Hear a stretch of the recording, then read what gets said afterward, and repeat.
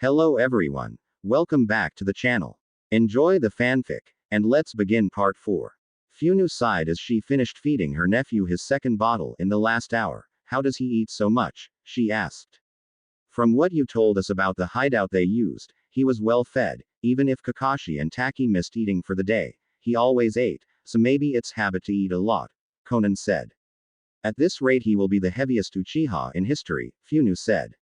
What will we do about training? We can't walk around with a baby with us, Naruto asked. We have no choice. If we want him to recognize Funu as his cousin, then he has to be with her enough to replace Taki, Kushina said. I can create a Bushin to always be with him while we train, Funu said. Break. Zetsu rose out of the ground in front of Itachi, who was currently eating. Itachi, you're a hard one to find, he said. That's because I didn't want to be found. Now what do you want? Itachi responded. I see you're as cold as ever, Zetsu said. I don't have time for your games, Itachi said standing up. Taki was killed, Zetsu said getting his attention. Killed? How? She helped me kill the Uchiha clan. No one can simply kill her, Itachi said. It was Funu. She just might be the destined Uchiha you kept talking about. She has the Mangekyo Sharingan, Zetsu said. Itachi had a smirk on his face. So she has grown that much in such a short time. Since I last saw her, I should pay her a visit. But first I want to know how much Sasuke have grown, he said and walked away. He found who he was looking for. Deidara, Hidan, Kisame, Kazuku, and Sasori, come with me, he said and walked away. Break.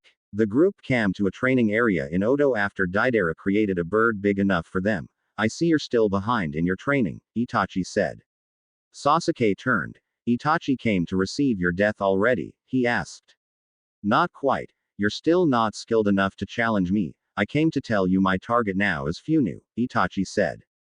Funu? That failure is nothing compared to me, Sasuke said. Remember Taki Uchiha? Itachi asked. Yes, she helped you kill the clan after she killed her own mother. Why? Sasuke asked confused. Funu killed her without any help, Itachi said, and they flew off. Sasuke looked at the retreating white bird. He then walked back into the hideout. Orochimaru, you need to increase my training now, he said. Not now. You're not ready, Orochimaru said. Sasuke's had started to light up with a Chidori. Now, he said. Orochimaru smirked. So you mastered it. Good, now let's begin, he said. Break. Kushina and Conan stopped their training of the three and looked up and saw the big bird above them. What's that? Naruto asked. Akatsuki, Kushina said. Why are they here? Hinata asked. Yay. They can't possibly think that they can take Naru-kun with all use here, Funu asked. I don't think they are here for him, Conan said as they jumped off the bird. Keep Kushina and Conan busy. Hidan, Kazuku, Kisame, and Sasori. Deidara keep the other two busy, Itachi said. Itachi, what brings you to Nami no Kuni? Kushina asked. Oh, nothing, just to test my cousin, Itachi said. You're going to have to get through us first, Conan said. 4 of the members attacked Kushina and Conan while another attacked Hinata and Naruto. Itachi waited until they was busy before he walked towards Funu. Funu glared at him, not backing down as he approached her. If you think you're going to kill me, then leave, she said. I don't plan on killing you just yet, but I am surprised you was able to kill Taki. I know for a fact that she was an elite Uchiha, Itachi said. So I'm an elite killer, Funu retorted sarcastically. Funny, Itachi said as his Sharingan turned into a Mangekyo Sharingan. Let's see what you can do, he said. Funu activated her own Mangekyo Sharingan. Your tricks won't work on me, she said as she grabbed one of her 3 katanas off her hip. Itachi pointed at her. You're useless against me, he said. Funu's Mangekyo started to spin as it started working. The genjutsu Itachi put on her cancelled. Nice try, she said. She then pointed at him. This is a handy trick. Can you do it without the Mangekyo? She asked as she put a genjutsu on him. Itachi quickly broke the genjutsu. You're full of surprises, he said as he punched her in the stomach. Tsukuyomi, he said, casting the genjutsu on her. He looked at her as she hung on a stake and pulled out a katana. Now you killed Taki. You messed up our future. You're going to pay painfully, he said and stabbed her in the stomach. Funu screamed out in pain. Where is the baby? Itachi asked. I don't know what you're talking about, Funu said heavily as she was stabbed again. I was going to congratulate you for getting Kakashi out the way and stay out your life. As I hate him, I was even going to raise his kid as my own. But you killed Taki. I can't forgive you. So I'm going to torture everyone close to you, starting with your precious boyfriend, Itachi said as he stabbed her again. Leave Naruto alone, Funu threatened. What will you do if I don't? Itachi asked. Funu's Mangekyo started to spin again and she broke the powerful genjutsu. Itachi looked surprised by this. Tsukuyomi, she said, catching Itachi in the genjutsu. If you touch Naruto, I will make you wish you was dead, she said darkly and dropped the genjutsu. Itachi looked at her with a new level of respect and with hate. You will regret that. Let's go, he said, and they all ran off. Conan ran to Funu. Are you okay? She asked as the girl held her eyes. I copied Itachi's Mangekyo Sharingan. It's a painful process but useful, Funu said. Impressive. I wasn't aware that the Mangekyo Sharingan could be copied, Conan said. It's can't. I guess it's an ability of my own developing Mangekyo. It was forced to unlock, so I guess it's still developing, Funu said. Break. Funu sat on the porch and looked at the 1-year-old wondering what to do. She had her nose scrunched up as she tried to ignore the smell. No more milk for you, she said. She dug through a bag and created a clone. You change him, she said, handing her a cloth.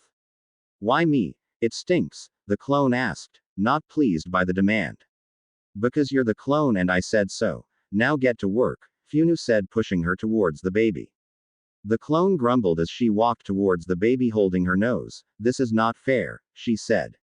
Hinata walked outside. What's going on and what is that smell? She asked. My clone is changing a Nabi. He stinks, no more milk for him, Funu said. Maybe there was a special type of milk he drank, Hinata asked as she pinched her nose close. Funu thought about it. I do remember seeing them milk a goat a few times, she said after a few minutes. Goat milk, Hinata said, making a face. Yay, goat milk, Funu said, shrugging. Is it good? Hinata asked. I never drank it, but Sudaru once told me that goat milk was healthier and easier to digest than cow milk. Plus, if a Nabi is allergic to cow's milk, then goat milk is a great substitute, Funu said. Okay, so we need a goat, Hinata said.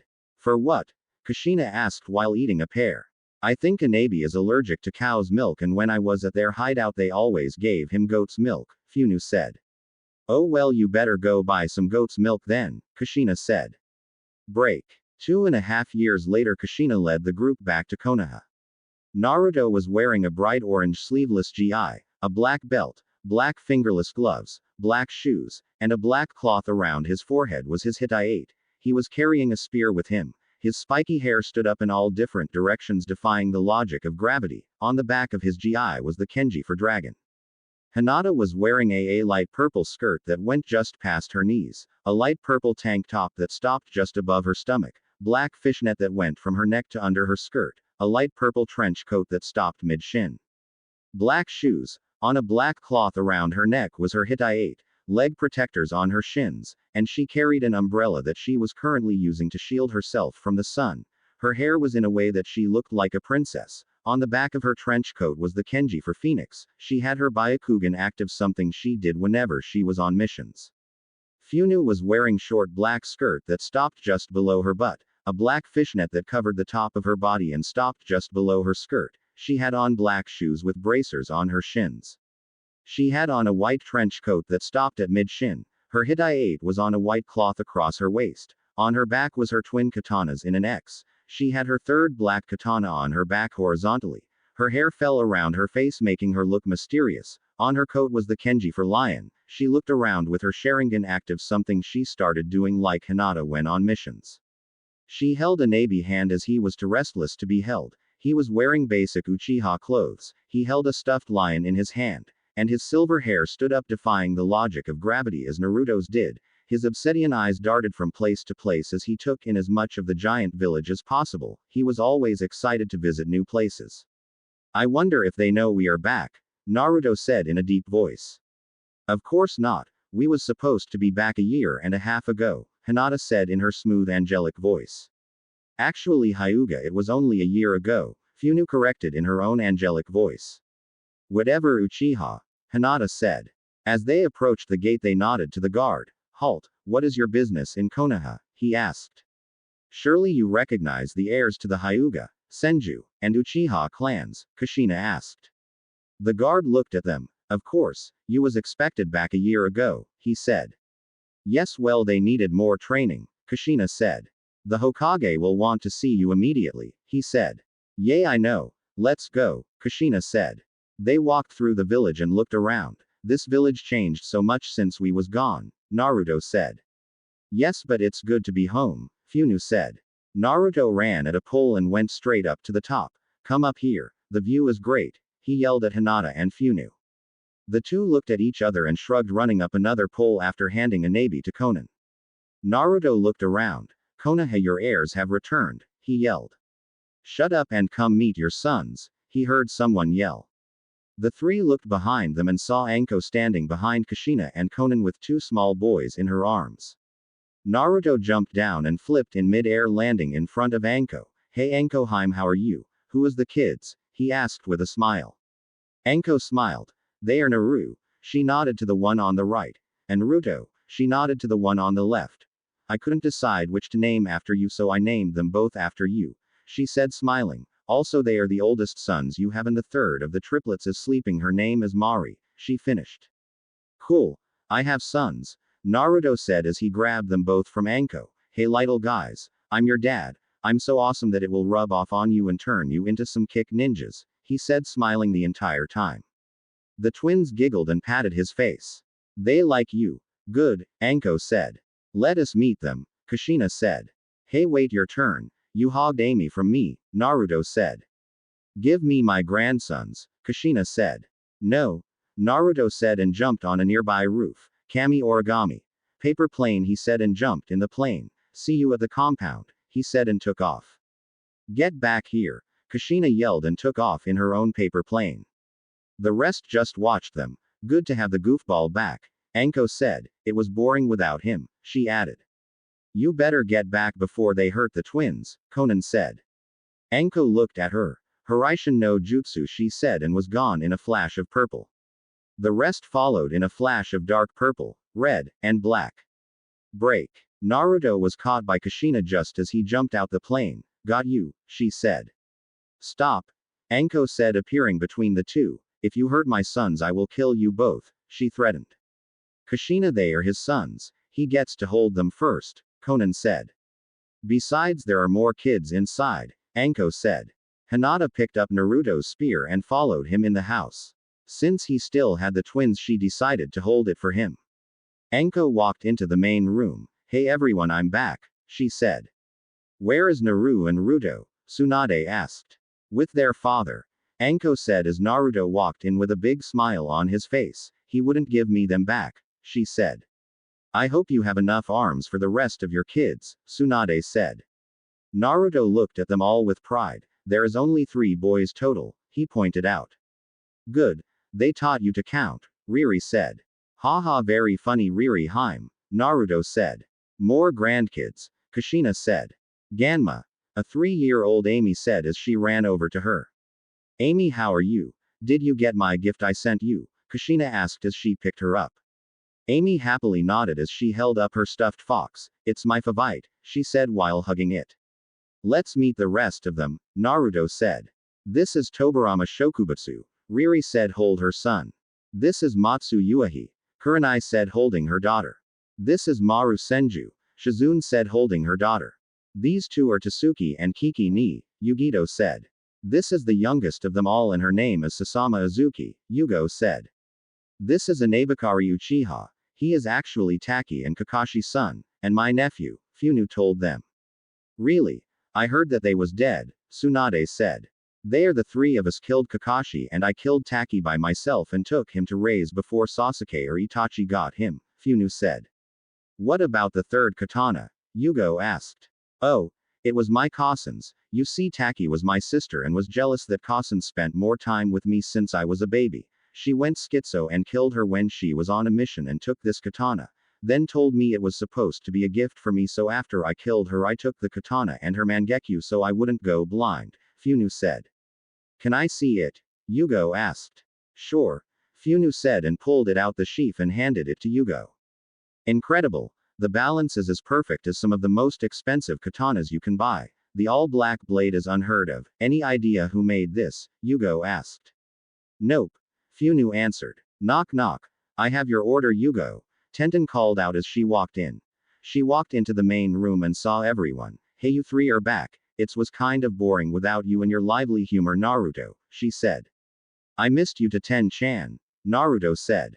Tenten, check out this katana, Yugo said, handing it to her. Tenten grabbed it and immediately started to inspect it. Whoever made this is a better blacksmith than my Otusan, she said in praise.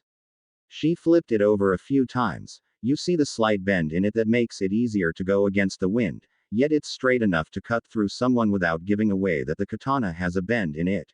She then swung it a few times. It's a blacksmith legend that whoever makes a black weapon has to give his life up after it reaches its new owner, she said. Why? Funu asked. Tenten looked at her. Don't know. My Otusan never told me, just made me promise never to use black stones to make a weapon. I'm sure he can find out who made it, she said. It's okay. I don't need to know who made it, Funu said. If this gets into the wrong hands, it could destroy the world, Tenten said. Well, good thing you took it from Taki, Naruto said. Well, we have to go to the Hokage's tower, Kushina said. Break. Kushina, Konan, Naruto, Funu, and Hinata was standing in the Hokage's office. Sarutobi looked them over and raised an eyebrow. Why did you chose that type of clothes? They are usually associated with samurais, he asked Naruto. Naruto shrugged. I'm different from other ninjas, he said simply. And the boy? He asked. He is with me, Funu said. Is he your son? He asked. I'm only 15. He is 2. What do you think? He is my nephew, Funu said. So he is Taki's son. I'm assuming you killed her, Sarutobi asked. Correct. Funu answered. So what level are they at? Sarutobi asked. Genins, Kushina answered. You mean after they was gone for an extra year they are only Genin level? Sarutobi asked. Of course not, but they will stay Genins until they take the Chunin exams, Kushina said. I could just appoint them Shunins, Sarutobi said. Just because they are heirs don't mean they get special treatment. They will take the Chunin exams before they are promoted, Kushina said. Okay, so the last thing left is to talk to you about your promotion, Sarutobi said. What promotion? Kushina asked with a raised eyebrow. The position of Hokage. Tsunade recommended you, Sarutobi said. I'll have to think about it, Kushina said. Break. Ino walked around the village in frustration. So far Shikamaru and Choji both was engaged to Kunoichis in their clan. It wasn't that she was mad. They both was lovely women, but she was on a strict deadline to find someone to marry before her Otusan sent her off to Moon Village to marry some stuck-up prince who probably couldn't even keep her interested in a decent conversation. She passed the Hyuga compound and thought about Neji, but he just didn't fit right with her. She liked to talk and he hated talking. It wouldn't work. As she walked she thought about Kiba. Although it wasn't ideal, he was a good person and entertained her with his antics. She walked to the compound and was stopped by Hana. You here to congratulate Kiba? She asked. On what? Ino asked in confusion. He finally found a mate. Her name is Irie and she is one of the lead vets in the clan. We actually are rival, Hana said. You serious? Ino asked. Yup. I'm happy he found someone who can keep him under control, Hana said. Yay, great for him. I'm happy for him too, Ino said, trying to hide her disappointment from showing. Anyway, you will have to come back to congratulate him. They are being bonded, Hana said. Oh, okay. I'll see you later, Ino said. She walked around until she saw the Senju compound. She walked up to it and knocked on the door. Hello, anyone here? She called, knocking on the door. Yay, come in, Anko yelled back. Ino walked in and found Anko in the children play room and sat down next to her. What's wrong? Anko asked. I have 2 years to get married or my Otusan will force an arranged marriage on me, Ino said. That sucks, Anko said as she watched her twins. I know, and everyone I can think of is already engaged, Ino said. When did Kiba get engaged? Anko asked in surprise.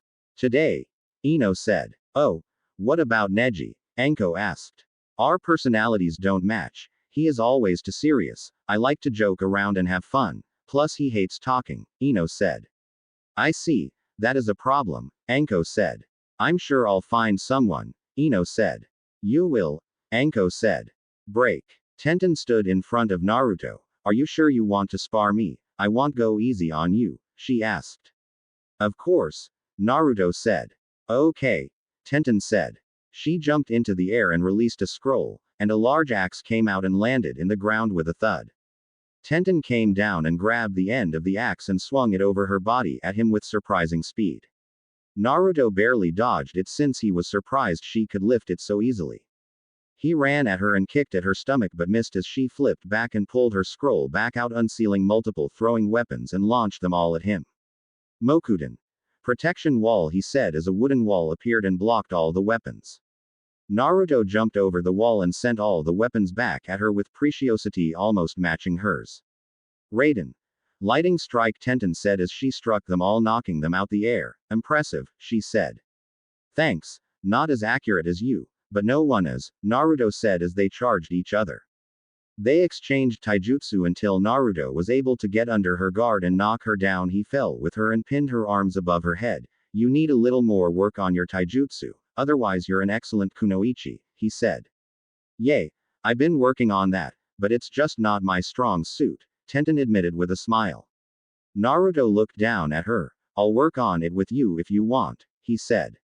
I'd love your help, she told him as she stared into his sky blue eyes. Am I interrupting? They heard. The two looked over as Naruto jumped off her. No, he was just sparring, he said after a few seconds. Some spar. You two looked as if you was going to kiss, Carrie said. No, we was sparring. I was beaten, Tenten said, blushing. Sure, whatever. Kushina decided to take the Hokage's position, Carrie said, and left. So Kasen is the Hokage? Naruto asked. Yup.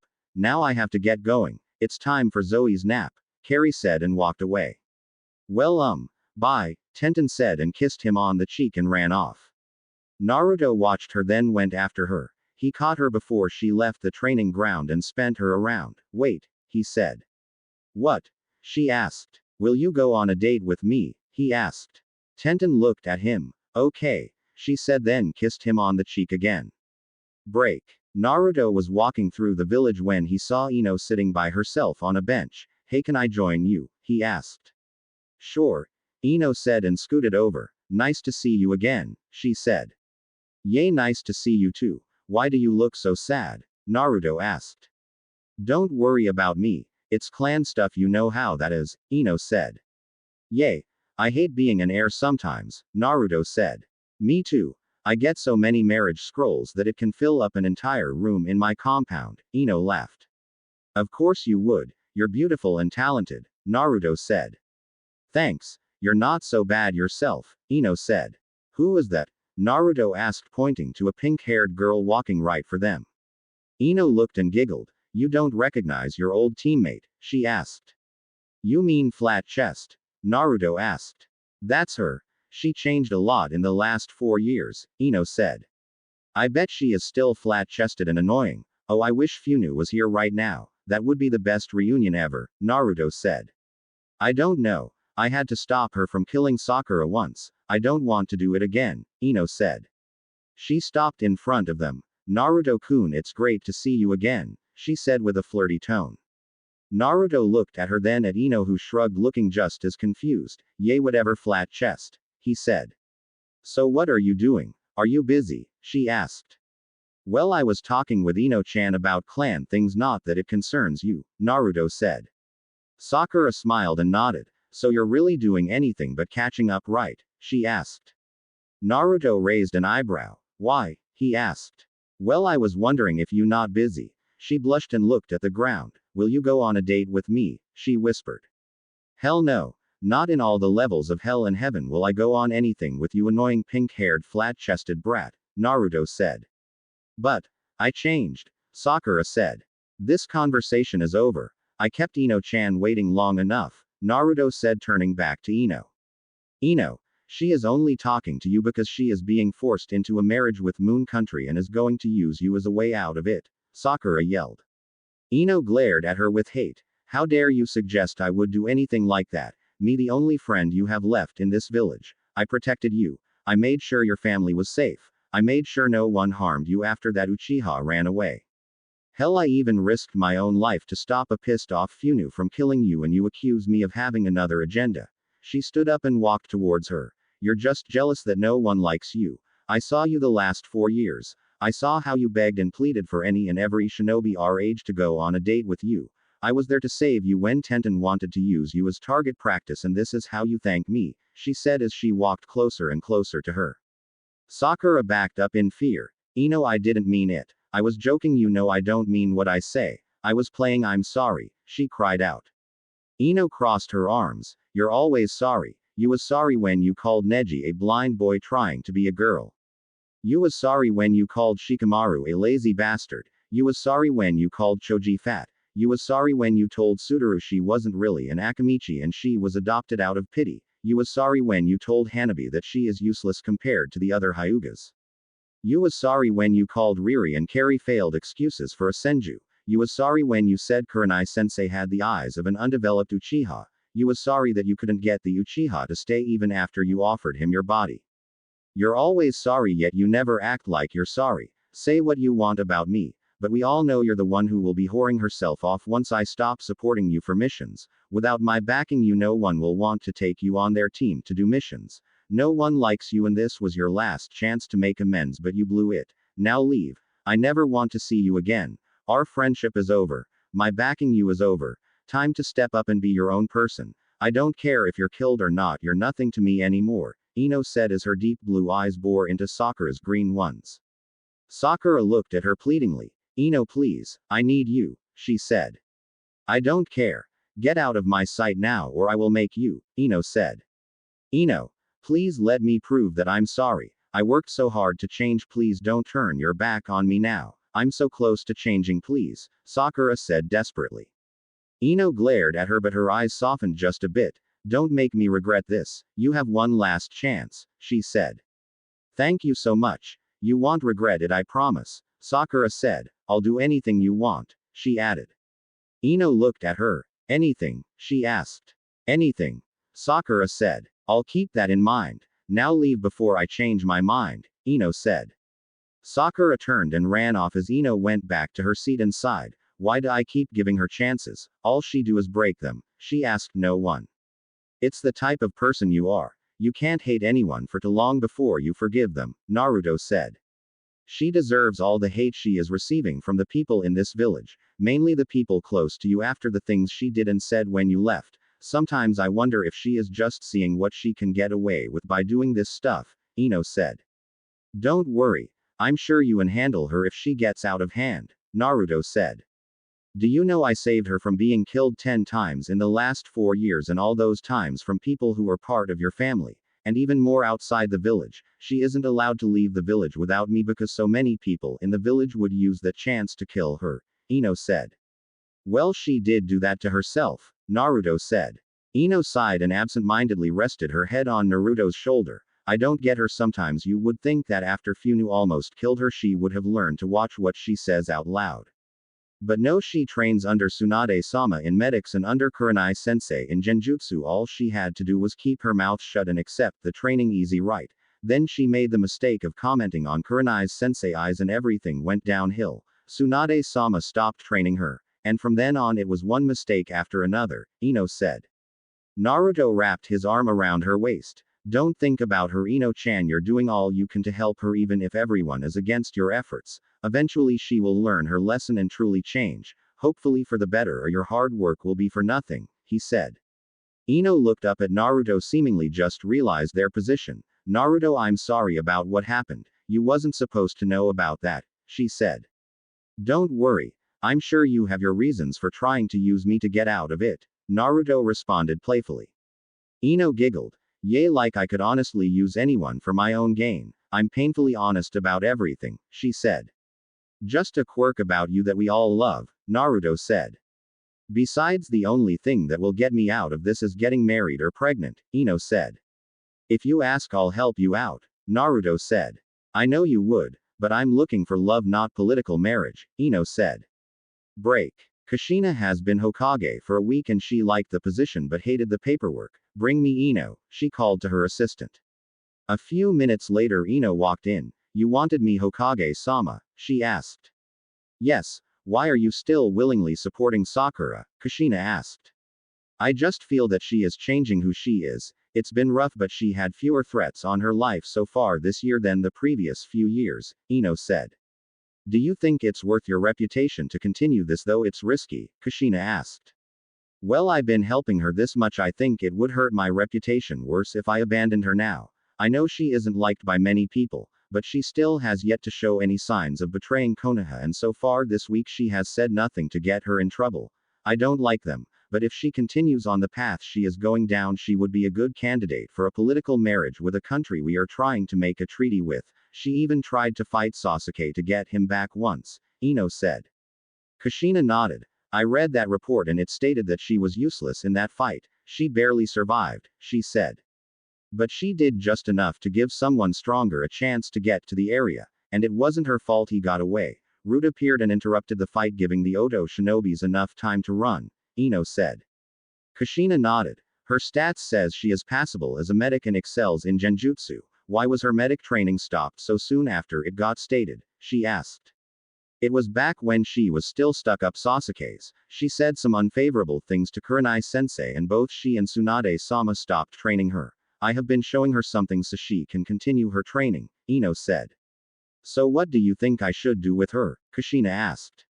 I think she should be given a fair chance to prove her locality to you, then given a sensei to train her fully, Ino said.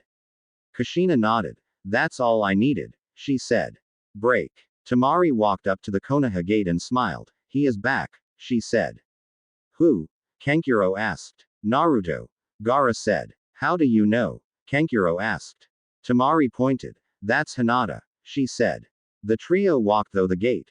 Let's report to the Hokage first, Gaara said. The three walked into the Hokage's office. You're the Kage? Kushina asked. You're the Hokage? Gaara asked at the same time. Well, when Naruto hears about this he will be pissed, Kushina said. Where is he? I haven't seen him in so long, almost 2 years, Tamari asked. Kushina shrugged. No clue. Now if you don't mind I have shit to do, she said as she motioned to the paper. We will leave you then, Gaara said. Like I'm staying here, Kushina said. Kage Bushin, she called out. Have that done by the end of the day, she said and walked out. Break. Sasuke was following a trail he got on Itachi and was walking through a random forest. He had a pair of Oto hunting hounds with him and they led him to a wooden box. What the hell is this? He asked.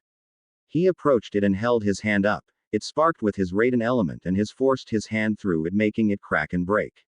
He looked at the person. Kakashi-sensei, how long have you been here? He asked as he pulled him out the prison. I'll give you a proper burial, he said. He ordered the hounds to dig a grave and put Kakashi in it. Who did this? When I find out there will be no mercy, he said. Break. Sasuke stood with Karen and Jugo looking at the memorial stone in Konoha. Keep watch, Karen, Sasuke said as he approached it and held his hand out. It erupted in Raiden as he carved Kakashi Hatake in the next available spot. Sasuke, someone is coming, Karen said. Let's go, Sasuke said and the three took off. They arrived in a clearing and saw one person standing there facing away from them. What are you doing here, stick flipper? He asked. Karen looked at him. He is strong. It looks like he is stronger than you, Sasuke, Karen said. Shut up, he said as he backhanded her. Naruto, get out of our way, he said. You're stupider than I thought. Really, how stupid are you to break back into my village after you betrayed it, then demand I step aside and let you run off free? Naruto asked as he turned with his spear in hand. Stay back, Sasuke said as he approached Naruto. Naruto stuck out his spear as he got closer, making Sasuke change directions. Sasuke swung his katana at Naruto, but it was blocked by his spear. Chidori Nagashi, Sasuke called out. The lighting went through Naruto and immobilized him. You should have let us go. Now die, he said. Sasuke, more people are coming, Karen yelled. Hubby bind, they heard. 3 hubbies flew out and grabbed Sasuke, Karen, and Jugo. Sasuke forced the hubby holding him rip apart by forcing his arm forward. The result was his katana going through Naruto's left eye. Naruto tensed in pain but bit his tongue from yelling out. Jugo also was able to rip his hubby apart. Sasuke, help, Karen said. Let's go, Jugo. If you can't break free you're useless to me, he said and ran off with Jugo. Anko ran up to Naruto as he started to yell in pain, holding his left eye. Anko grabbed him and lifted him onto her back. Put pressure on it to slow the bleeding, she told him. Karen looked in the direction that Sasuke ran, not believing he just left her. She was drawn towards Anko by the hubby. You better pray that his eye is fine, she hissed out and took off towards the village. She arrived at the hospital. Get Shizune now, she yelled as she ran to the family room. Shizune came in. What's wrong? She asked. It's Naruto. He was stabbed in the eye, Anko said. Okay. Shizune walked to him and immediately was able to stop the bleeding. He won't bleed out, but his eye is useless now, Shizune said. Anko turned towards the girl who was bound in the corner by her hubby. I told you that you was going to pay if his eye couldn't be fixed, she said. Please, I'm more useful alive than dead, Karen pleaded. You're only useful if his eye starts working again. Now why was you here? Anko asked. It was Sasuke's idea, Karen said. What did he do here? Anko asked as her hubby lifted her into the air. Please, let me down, Karen cried out. Anko took out a kunai and held it to Karen's womanhood. Do you enjoy? She asked. Huh? Karen asked in confusion with tears in her eyes. I'm going to stick this kunai up your unless you start talking now, Anko said. He carved Kakashi Hatake into the memorial tomb, Karen yelled out in panic. What else was he doing? Anko asked. Something to do with his brother. I don't know honestly, I'm just a scientist and medic, no one tells me anything, Karen pleaded. Anko Heim. I believe her, Naruto said, holding his left eye as he sat up. Anko glared at him. Why should I let her off free? She asked. Because it's not your job to decide who lives or dies. Your job is to interrogate, which you did. The Hokage will decide what to do next, Naruto said. Ko glared at him for a minute then spun around. You got lucky this time. Next time you won't be so lucky, she said as she slammed the kunai into the wall next to Karen's head. Thank you so much, she said. I promise to help you any way I can, she added. Shut up before I change my mind and kill you, Anko said. Anko Heim, Naruto said. What? Anko asked. Break. Anko walked into the compound and sat down in the kitchen. Have you seen Naru-kun? Funu asked. He is in the hospital, Anko answered. Why, what happened? Funu asked. Sasuke came to the village. Naruto fought him. He lost his left eye, Anko said. Did you capture Sasuke? Funu asked. No, I wasn't too worried about him. I needed to get Naruto to the hospital, but I did catch the girl he came with, Anko said. Good, Funu said and started to leave. Where you going? Anko asked. The hospital, Funu answered. Break. Funu walked into the hospital and saw Hinata enter their family room. She entered shortly. How is he? She asked. He is sleeping, Hinata answered. You remember when you said you owed me a favor? Funu asked. Yay, why? Hinata asked. I want you to do something for me. Funu said. What is it? I'm sure you can do it yourself. Hinata asked. Implant this eye into Naru-kun. Funu said. Hinata looked at her. What eye? I'm not removing your eye if that's what you're asking. She replied. No. Funu pulled out the test tube with the Sharingan in it. It is the eye I took from Kakashi. I think Naruto should have it, she said. Hinata looked at it like it would blow up. I'm not doing that, she said. Either you do it, or I will. Funu said. But you are not certified to do anything like that. You never went past basic surgery training. Hinata said. I know, but I'm pretty sure I can implant this eye without harming Naru-kun too much. Funu said. Hinata glared at her then looked at Naruto. If I do this you owe me big time, she said. Fine, I'll buy you some cinnamon buns. Funu said, rolling her eyes. No, this is bigger than all the cinnamon buns in the world. Hinata said. Fine, what do you want? Funu asked. I don't know yet, but remember you will pay me back for this, also you have to take the blame if we get in trouble. Hinata said. Fine, just hurry before he wakes up. Funu said. Hinata looked at Naruto again and activated her Byakugan. She then closed his chakra around his eye and proceeded to attach the Sharingan eye. An hour later she finished and put a cloth over it. Done, I'm going to rest, she said. Break. Kushina walked into the hospital room and sat down at the bed and looked at her son. She moved his hair out of his face and kissed his forehead. As she moved back, the cloth fell from his eye and she looked at it. Staring back at her was the Sharingan. She blinked and replaced the cloth. Walking out the room, she walked to Hinata's office and pushed the door open without knocking. Kushina. Hinata said in surprise. Funu looked just as surprised. What brings you here? She asked. Explain yourselves. She demanded. We don't know what you're talking about. Funu tried.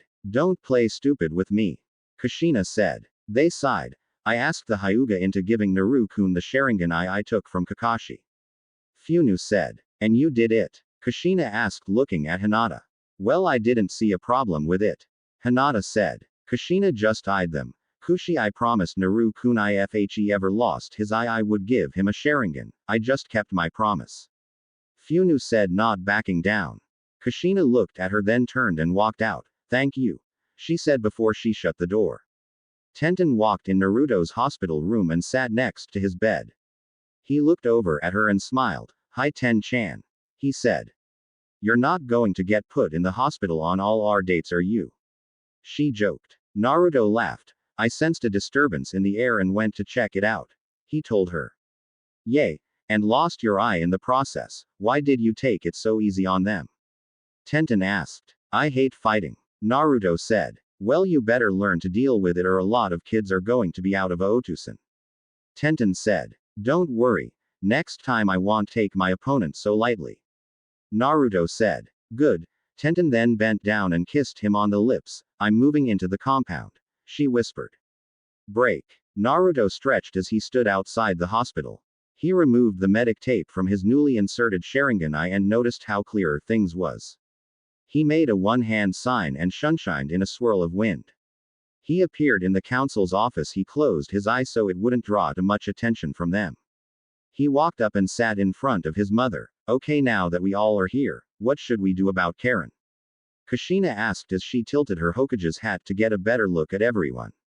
I say we get what information out of her we can then throw her in prison. Danzo said. A lot of the civilian council agreed with him. If I may, I have an idea. Naruto stated. You're not on the council. Someone said. No, he isn't, but he was the shinobi who caught her, so he gets a say in what happens to her. Kushina said. Naruto stood up. Karen, that's our name, right? He asked. Yes. She answered. Okay. Karen is unique. Yes, she is an enemy, but she also was being used by the Uchiha to further his own agenda. Naruto said. Naruto, we don't have all day, get on with it. Kushina said. Okay. Basically everything I have to say boils down to this. Karen is more useful to us alive and out of prison than she is in prison or dead. Naruto said. Explain. Tsunade said. She knew I was following them before the Uchiha did. Naruto said. Why is that important? It's not hard to miss someone with the chakra signature as large as yours, Hiashi asked. It's important because she knew Anko found us before I knew Anko was there. Somehow Karen is able to notice people before anyone else, no matter how strong the other people are. Naruto said. Karen, can you explain this ability? Kushina asked. I have a bloodline that allows me to find anyone or sense anyone who comes close enough if I'm concentrating on it. I also can heal people with my blood by letting them bite me. Karen said. Like I said, more useful alive. Naruto said. Kushina thought for a moment. If I give you a chance, will you prove your loyalty to me? She asked. I already told you everything I know about Orochimaru. I only stayed at that one base and you already had it raided. What more do I have to do to prove myself? Karen asked. I don't trust as easy as others. For now you will be on a redemption team. Kushina said. Break. Ino ran through the cage's tower and knocked on the Hokage's door. Come in. She heard. Hokage-sama, did you make the redemption team yet? She asked out of breath. I told you just call Kushina, and no I haven't. Why? Kushina asked. I want Sakura to be on the redemption team. Ino said. Why? Like you said she haven't betrayed the village yet. Kushina asked. But she did betray almost everyone in the village. This way she can prove that she is trying to change and hopefully change how people look at her. Ino said. Because you asked, I'll put her on it. Kushina said. Thank you. Ino said and left. Break. Hanabi walked out of the Senju compound wearing the standard Hyuga female outfit. She had so many nieces and nephews that she spent more time there than at the Hyuga compound, but she made sure to train every day.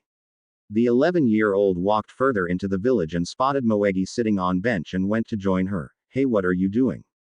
She asked. Nothing. Just thinking about the graduation test. Moegi answered. Oh, that's going to be easy.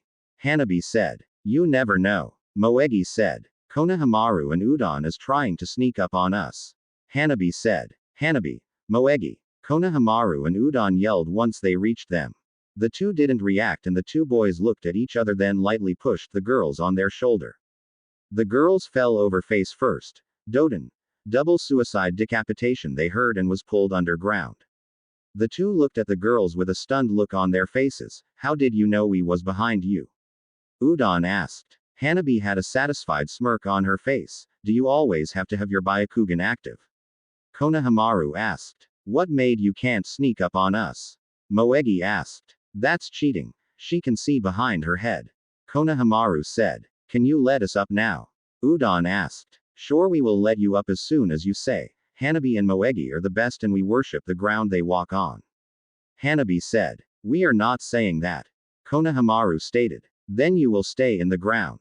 Moegi said with a smirk. Hinata and Naruto ran up to them. Want to go on a picnic? Hinata asked. Sure. Hanabi said. What about us? Konohamaru asked. You know what to say to get out. Hanabi said. Fine. I'm too hungry to resist. Udon said. The two took a deep breath and let it out slowly. Hanabi and Moegi are the best and we worship the ground they walk on. The two said at the same time. Good. Moegi said. Naruto stared at them unbelieving. I can't believe you said that. He yelled. We couldn't get up. Konohamaru defended. Why didn't you use the clone or replacement jutsu? Naruto asked. We didn't think of that. Udon said. I have a lot of work with you too. Naruto sighed as he walked away. Good job. Hinata said as she praised the two girls. Break. Sakura followed Ino through the village only a few steps behind her. Ino jumped on a roof and Sakura followed. Why are you following me? Ino asked, turning around irritated by her. Well, I have nothing to do. Sakura answered. So that don't give you permission to follow me like a lost puppy. Ino said. Ino, are you mad at me for something? You've been yelling at me a lot lately. Sakura asked. Yes, I'm mad at you. I'm trying to get you another chance with the people in the village and you keep blowing them by doing stupid shit like following me around. Ino yelled, then took off at a speed Sakura couldn't hope to keep up with. Break. Tamari walked out of her room in the Senju compound with her robe on. I'll be back, Naru-kun, she said as she walked downstairs into the kitchen. Tsunade looked up from her cup of sake. You better have a good reason for being in the kitchen while, she said. I'm not, I have on a robe. Tamari said. Tsunade just looked at her. Okay, Naru-kun wanted some blueberries. Tamari said with a blush. Get out. Our food isn't for your fantasies. Tell him to grow his own garden for that. Tsunade said, disgusted by the thought. Tamari ran back to the room and told him what Tsunade said. Break. Gaara walked into the compound. Is my sister here? He asked. In her room with Naruto still. Tsunade answered. We was supposed to leave an hour ago. Gaara said, annoyed. Unless you want to wait a few more hours, you better go get her. Tsunade said. Gaara thought about it. Kankuro, can you go get Tamari? She is in her room. He asked. Sure, whatever. Kankuro said as he walked up the stairs. Tsunade raised an eyebrow. Better him being mentally and probably physically scarred than me. Gaara said as he sat down and grabbed an apple out the bowl on the table. Break. Tamari time too. Holy, what are you doing to my sister? He yelled. Kankuro, you, I'm going to kill you. Tamari yelled. Ah. Kankuro yelled, running down the stairs with a few kunais and senbons in some well-placed areas on his body. A few minutes later, an embarrassed Naruto and a pissed-off Tamari walked downstairs. Kankuro hid behind Gaara as Tamari glared at him. You can kiss your future love life goodbye, she promised. What, but Gaara sent me up there? Kankuro said in fear. Don't put me in this. Gaara said. Temari's fan came at their heads and Gaara barely ducked it. I don't care who sent it. You know my room is off limits, both of them, she said. Tamari, please don't kill Kankuro, he is the only brother I have. Gaara said. Well, I'm content with just one brother, and you have Naru-kun. Tamari said. At least wait till we get back to Suna. Gaara said. I'm making no promises, Tamari said as she turned and stormed out the room. Gaara and Kankuro followed a healthy and respectable distance behind her. Bye Tamari Haim, Naruto said. You don't seem too mad about the interruption, Tsunade said as she sipped her sake. With all the kids around, I got used to people just walking in. Kankuro is basically a big kid himself, a really big kid, Naruto said. Tsunade nodded. You have a point, she said. Break. Sakura stood in training ground 7 breathing hard as she finished her training for the day. She walked out and went to the shinobi library. Since everyone seemed to be so mad at her, she decided to train herself. She looked at the different sections and stopped at the medic section and walked down it. She read the scrolls. She grabbed 2 scrolls, medics for chunins, and using medics as taijutsu. She checked them out and walked to get some food and walked home. Watching her as she left the library, Hinata noted 2 scrolls she checked out and walked out the library. She headed to Ino's house. Come in, Hinata, Ino said. Hey Ino, have you seen Sakura lately? Hinata asked. I see her sometimes after she finished training. Why?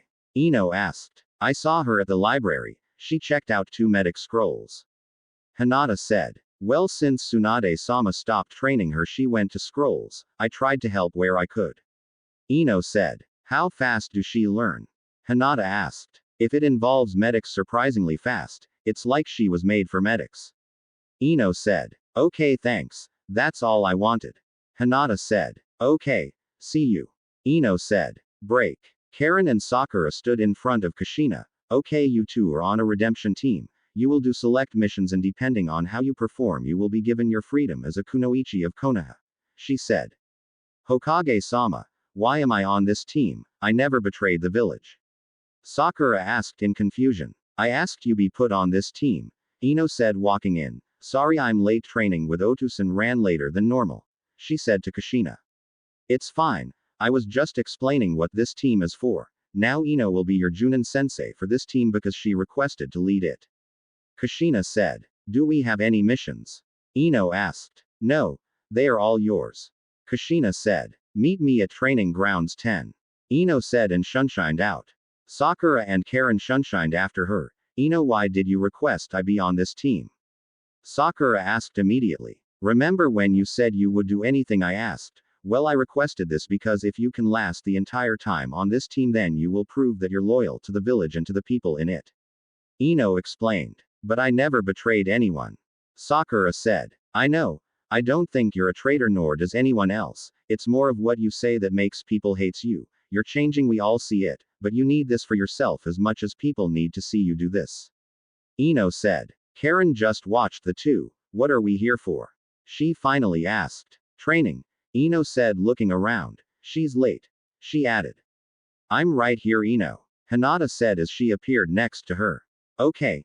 Now Sakura, since we know your level, Hinata has agreed to continue your medic training, Ino said. I have one condition. Don't question my motive for this and do exactly as I say. The best thing to do is only talk about what you're learning and you will be fine, Hinata said. In short, don't make the same mistake you made to get in this situation, Ino said. Okay, I'll train hard, Sakura said with determination. Karen, we need to see what level you're at, Ino said. I'm a Junin level medic and a top scientist. I can find anything, and never let a patient die, Karen said. Hinata looked at her. Really, a Junin level medic? Orochimaru trained those? She asked. Karen adjusted her glasses. My old clan excels at medics. She pulled out a scroll. I can do anything you need: transplant, brain surgery, heart surgery, broken bones, skin cancer, broken teeth. I have seen and conquered them all, she said as Hinata looked at her list of accomplishments. Impressive. I'm sure you get a lot of practice, Hinata said. Did you know that you can close 300 of the chakra points and not kill the person? Karen asked. Hinata looked at her. Why would you know that? She asked. Orochimaru was a sadistic bastard. I have seen things you would hope never to see, Karen said as she wiped her glasses. You will get along well with Tsunade, Hinata said. My only weakness is fighting. I have Genin level taijutsu and Chunin level genjutsu, Karen admitted. How fast can you learn? Ino asked. I learn genjutsu pretty fast. The rest I'm not sure because I never really trained in them, Karen said. You think Anko will teach her taijutsu? Ino asked. Hinata shrugged. She does like to train people, although considering how Karen was caught, Anko might not be the best person. She said. So guy it is. Ino said with a shiver. What about ninjutsu? Hinata asked. I was in a hideout full of high-ranked and forbidden jutsus with nothing but time. What do you think I did all day? Karen asked. Study medics. Hinata said, shrugging her shoulders. Okay. I have at least 5 S-ranked jutsus, 20 different A-ranked jutsus, 25 B-ranked, and around 50 C-ranked jutsus memorizes, plus a few forbidden jutsus. Karen said. Wow, for a medic to memorize 100 plus ninjutsus, that's not medic jutsus as impressive. Hinata said. What about you? Karen asked. I'm not a medic kunoichi. I just happen to be one of the best at it. I'm a fighter. Hinata said. Hinata, don't you have to get teaching? Ino interrupted. Right. Let's go, Sakura. Hinata said. You had elemental training, right? Ino asked. Nope. I don't even know what my element is. Karen said. Okay. Come back tomorrow. I'll have you a taijutsu sensei and try and find someone to train you in your element. Ino said. Break. Tenten stretched as she walked out her room. She had been living in the Senju compound for a week now and was still getting used to living with more than just her otusan. What took the longest to adjust to was the randomness that happened in the large house, and Anko, who was currently walking down the hallway with her robe barely tied.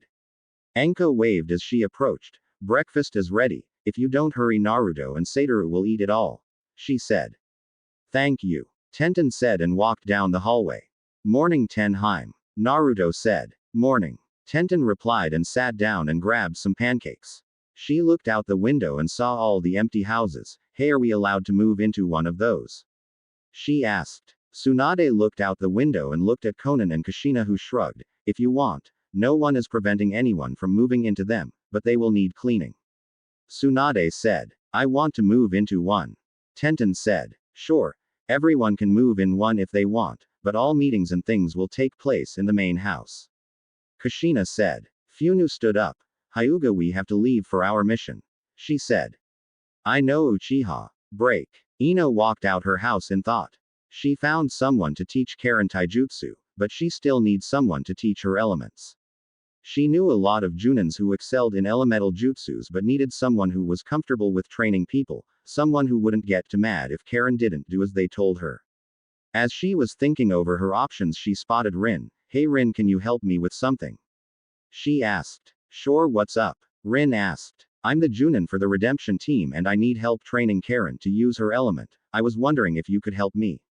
Ino explained. Rin thought about it. I'll help, but on one condition. She said. What's that? Ino asked. When you have kids, I get to be their godmother. Rin said. Ino looked at her and blinked. Okay. She said. Good. Now let's go train your prisoner. Rin said. She isn't a prisoner. Ino said as they walked out. Break.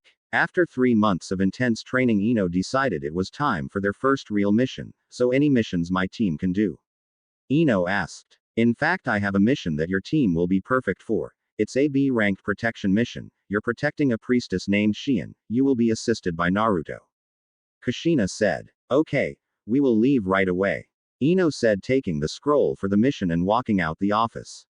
Ino walked to their training field. Okay, we have a mission. It's a B-ranked protection mission in Demon Country. She said. When do we leave? Karen asked. As soon as Naruto arrives here. Ino said. Naruto-kun's coming. Sakura asked. Yes, because of who Shion is, he might be needed for extra help. Ino said. So how long until he get here? Karen asked. He is here. Ino said as she saw him walk out of the surrounding trees. Sorry I'm late. Amy wouldn't let me leave. Naruto said. It's fine. Did Kushina tell you about the mission? Ino asked. Yes, she told me everything, including that you're the leader for the mission, so when you're ready. Naruto said. Right, let's go. Ino said and led them out the village. Break. Hinata and Funu stopped walking in front of a small town. They walked through the gate and towards a small store. Excuse me, where is the mayor of this town? Hinata asked. He is being held captive in the town jail. The store clerk answered. Well, we are the ninjas from Konoha that was asked to come. Hinata said. The clerk looked surprised. You don't look like any ninja I have seen. He said. Yes, we get that a lot. Hinata said. Anyway, our town has been overran by a group of bandits. They won't leave until we pay them, but the money they want we can't give them or we will not have enough money to buy the basic things we need. The clerk said. We will take care of them. Hinata said. Be careful. The clerk said. Can I buy an umbrella? It's going to rain. Funu asked. Sure. The clerk said. Once she had her umbrella they left, so how do you suppose we get the bandits out? Hinata asked. We can go to the jail and release the mayor of the town. That should get them out. Funu said. Sounds good to me. Hinata said as she pulled her umbrella off her back and opened it so she wouldn't get wet. They walked into the jail. Hey, who are you? One of the guards asked. Hinata smacked him with her umbrella, knocking him unconscious as they continued until they came to the small cell. Are you the mayor of this town? She asked. Yes, who are you? He asked. We are here to free you. Funu said. That guard didn't have the key. The mayor said. We don't need a key. Hinata said. How will you open it then? The mayor asked. Step back please. Hinata said. Confused, he did as she asked. Rasengan, Funu said, and smashed the jutsu into the gate, breaking it open. Let's go. She said. They walked out the jail. You think you can walk into my town and cause trouble without me knowing? The leader of the bandits asked. Oh, you're the leader of these bandits. Would you kindly leave this town or we will have to kill you? Hinata asked. Why would you ask that? I didn't come all this way to let them off free. Funu stated. Fine. Let's hurry and get this over. I don't want to miss my sister's birthday again. Hinata said. We want. Funu said. The bandit leader cleared his throat. If you think you're getting out of here, you're mistaken. He said. Whoever kills the most gets free lunch. Hinata said. You're on Hyuga. Funu said. I hope you brought your wallet, Uchiha. Hinata said. You're Hinata Hyuga and Funu Uchiha. A bandit asked. Does it matter? Funu asked. I'm out of here. The bandit said and started to run away. Everyone run. Another bandit said. What are you cowards running for? It's just 2 chunins. The bandit leader asked. 2 chunins. Funu and Hinata asked at the same time. They watched as the bandits ran. Hinata added chakra to her umbrella handle and her sword dropped out and she caught it. Funu grabbed one of her twin katanas. The 2 closed their eyes, then opened them to show they do jutsu. We are only chunins because we have to wait to become junins. They said, then vanished. They appeared back where they started with blood on their weapon and not a drop of water on them. I killed 10. Hinata said. So did I. Funu said. They looked at the leader of the bandits and vanished. My kill. Hinata said. No, it's not. My katana went through his heart first. Funu said. I killed him. Hinata said. Impossible, he was already dead. Funu said. Hey, what if I buy you both lunch? The mayor asked, trying to stop them from fighting. The 2 glared at each other one last time. That works. Funu said. Break. Orochimaru walked into a small room. Sasuke, gather your team and head to Demon Country. He said. Red Eyes looked at him. Why would I want to go there? He asked. You want to test your powers so you can kill Itachi, right? Well, Naruto is headed there to protect the priestess Shien. Go kill them both. If you can do that, then you can kill Itachi. Orochimaru said. Break. Priestess Shien, we have to leave now. The enemy has broken through our blockade. It's not safe for you to be here. Higard said.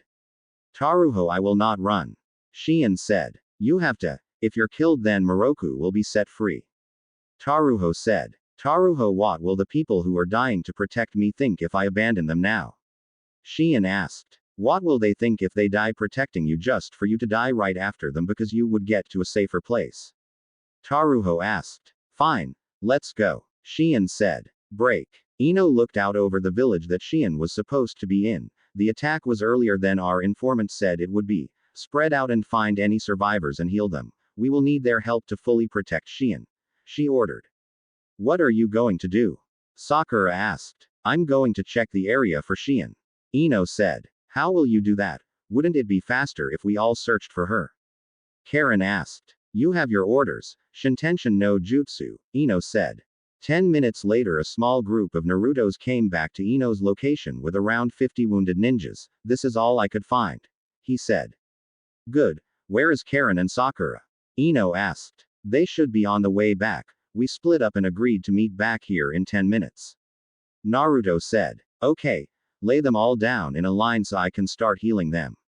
Ino said. Ino, everyone on the west side is dead. Sakura said as she walked up to them. I found a few people who was still alive and healed them, Karen said. Okay, help me heal them. Ino said. Break. Sasuke and his team arrived on the edge of Demon Country. Let's hurry and find this priestess. He said. Break. How are the plans coming? A dark voice asked. Everything is going according to plan. Another dark voice answered. Do we have our target? The first voice asked. Not yet, but we have picked out a few options, Zaelong-sama. The person said. Which is the most realistic? Zaelong asked. Well, if we want to get through them with the least amount of trouble, I recommend Amy Ichiraku Uzumaki. The man said. Are you sure she is the right one? Zaelong asked. Yes, I'm sure. Her mother is a civilian chef with no ninja training, so as long as we can get them alone it will be a cakewalk. The man said. Good, keep an eye on them, learn everything about them, and wait until we get a big enough distraction before we move out. Zaelong said. I will. The man said. Oh, and Doggo, if you fail this time, not even my sister can stop me from killing you. Zaelong said and walked out. Don't worry about my reasons, just make sure you don't screw up. Zaelong said. How can I screw up something when I don't know what to screw up? Doggo asked. Just make sure you keep a close eye on the targets. Zaelong said and walked out. Break. Naruto looked at them while they healed the last few people. Can't you three work faster? I'm bored. He asked. Naruto, for the last time, we will be finished when we are finished, now go scout or something. Ino said. Finally I get to put this eye to good use. Naruto said as he walked off. What eye? Sakura asked. Don't worry about that, just hurry and finish healing them. Ino said. You mean the eye? Karen stopped by Ino. I said don't worry about it. She said, glaring at the girl. Wait, you mean Karen knows and I don't? Sakura asked. Ino sighed. It's because of Naruto that she is even on this team and not in prison or dead. She said. What, why? What's so special about her? Sakura asked. Don't know yet, but apparently Naruto stood up for her during her hearing and got the council to agree to let her prove herself loyal to the village. And to put it plainly, he don't trust you. In fact, he likes you more than he trusts you. Ino said. He defended someone who broke into the village and almost got him killed. Sakura asked. That's what I hear. Ino said. From what I hear, he was strictly against you being on this team, even going as far as to try and convince the Hokage to put you in prison. Makes me wonder what you did to get him to hate you so much if he will defend an enemy before he defends you. Karen said. Let's just finish up and catch up with Naruto. Ino said. Ino-chan, can you make sure we are alone? Naruto asked. I thought I told you to go scout. Ino said. You did, I just have a bad feeling. Naruto said. Fine. Ino said. Shintention no jutsu. She took control of a passing raven and flew around the immediate area. She looked around and saw a kunai flying towards her. Ending the jutsu, she was breathing hard. Someone is here. They sensed me when I used my jutsu and destroyed the host before I could find them. She said. Thought so. Naruto said. Any clue as to who it could be? Sakura asked. No, but we have to make sure these people are safe. Ino said. We can fight. One of the ninjas said. No offense, but whoever this person is will not take it easy on you. You should leave this to us. Naruto said. This is our home. We will defend it until we die. The ninja said. Enough. We need to find out who the person is before we can make a plan on what to do. Ino said. It's Sasuke, Jugo, and Suigetsu. Karen said. Karen, we missed your services. Come back with us and we will forgive your treason of joining the enemy. Sasuke said from on top of a building. Treason. You left me behind, you asshole. Karen yelled. I'm giving you a chance to make up for your shortcomings, now join us. Sasuke said. Go yourself. Karen said. Is that your final decision? Sasuke asked. These people might not trust me completely, but at least I am treated with respect for my skills and not like some lab rat or lackey. Karen said. Sasuke vanished and appeared in front of Karen. He put one arm around the front of her with his other hand grabbing his katana. So you're going to die with these worthless people, he said. He slowly pulled his katana out, adding his lighting element to it. Naruto vanished and appeared next to Ino while holding Karen bridal style. Don't forget Karen, I believe in your strength, he said. Naruto. Karen said in confusion. Plus I like to think I'm pretty strong, he said smiling at her. So you're still alive? Sasuke asked. Yay. About that. I didn't feel like fighting last time, so that didn't really count since I didn't take you seriously. Naruto said. I'll just have to make sure you're dead this time. Sasuke said. Well, I guess it's no avoiding it. This time I'm not playing games. Naruto said before he vanished without his spear and appeared next to Sujustu. Raiden. Lighting punch, he said, and implanted his fist painfully into the white-haired nin's stomach. He followed up with a kick, sending him to the ground. Who's next? Naruto asked as he looked at the other two. He's mine, Sasuke said. Oh, a volunteer, Naruto said. Naruto walked back to his spear and picked it up. Whenever you're ready, he said. Don't worry, you will be dead soon, Sasuke said. You talk too much, stick flipper no tem, Naruto said and ran towards him full speed. Sasuke matched his speed with his Sharingan active. He ducked under his spear and barely dodged a kunai that he didn't see until the last minute. As he looked around for Naruto, he was kicked in the back. Sasuke finally was able to stand without being attacked and saw Naruto's spear stuck in the ground with him nowhere in sight. Naruto appeared in front of him. Is this the best you can do? He asked. A bolt of lighting flew from Sasuke to the spot Naruto was standing, only for him to vanish again. Really, this is pathetic, and I'm not even trying, Naruto said from behind him. Another bolt came at him only for it to miss his target. Honestly, you will never hit me, just give up, Naruto said. Sasuke glared at him. Just wait till I get my hands on you, he said. That will take a lifetime, Naruto said as he vanished, jumping at Sasuke. Before he could reach him, Jugo appeared and punched him hard in the left eye. This is pointless. You have no reason to fight Sasuke since he can't beat you, and trying to get revenge for your eye will make you just like him, he said. Naruto stood up from being knocked back by the powerful blow that ripped off his Hitai-8. His Sharingan was now visible to them for the first time. You will regret that, he said. Jugo didn't back down, which surprised Naruto since he was releasing a lot of chakra. You can beat me in a battle of speed, but pure force I have you beat, and you know this. Chakra force we are evenly matched. If you want we can fight, but it will end in unnecessary damage to this town. We will have our fight at a more suitable place, he said. You are making a huge mistake if you think you can match me, Naruto said. I know all about you being able to use Kyuubi's chakra at will. I also know about your ability to use multiple elemental chakras at will because of your bloodlines.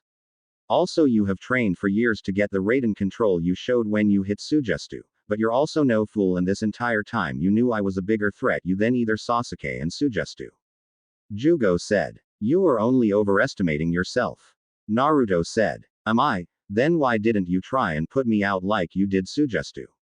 Jugo asked. I didn't see a point in it, Naruto said, shrugging his question off.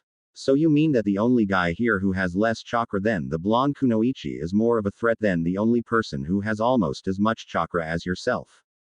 Jugo asked. Naruto glared at him. Leave before I unleash my full power on you, he said.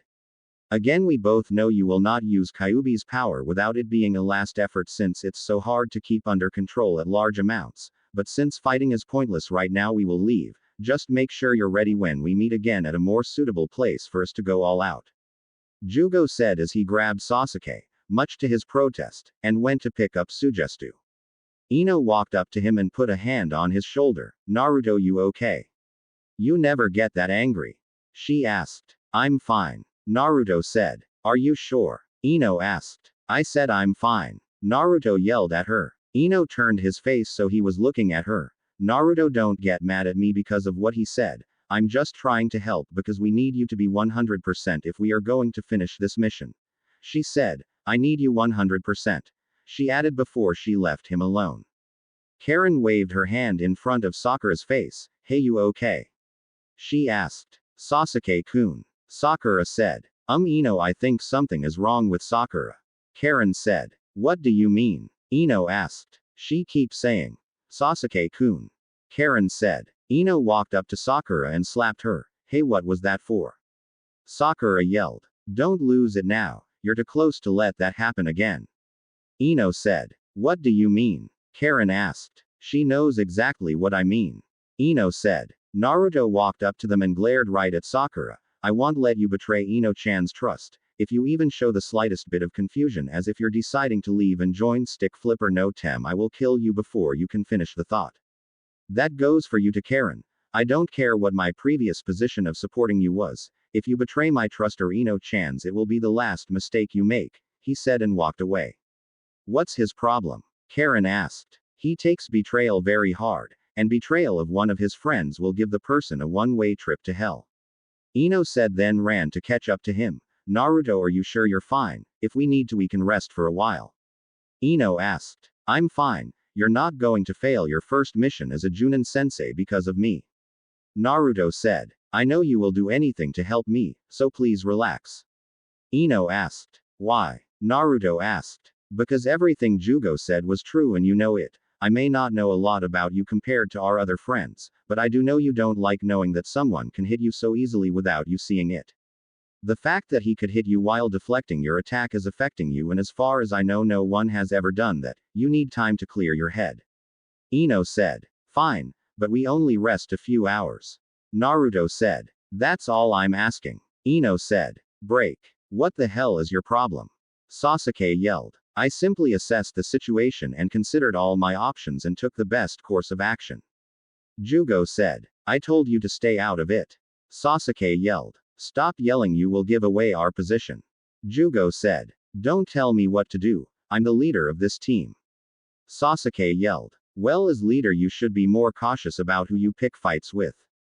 Jugo said. Don't tell me what to do. Sasuke said. If you would have read the Uzumaki boy's file, then you would have knew he likes to get into his opponent's mind by playing with them and getting them to doubt themselves by using his speed. The best counter for him is to plan your attacks and use your strength against his. While he is faster than most Junins, he is lacking in strength. That is his biggest weakness. Jugo said. I don't need your help. Sasuke said. Did you not pay attention to anything that happened? He completely changed after I landed one hit on him. It was the same thing that happened when you stabbed him in the eye. He stiffened in a slight panic as set in. Jugo said. How could you see that if it was so slight? Sasuke asked. It was more noticeable when you stabbed him in the eye. I wanted to see if it was a one-time thing or if it was a clue on how to beat him.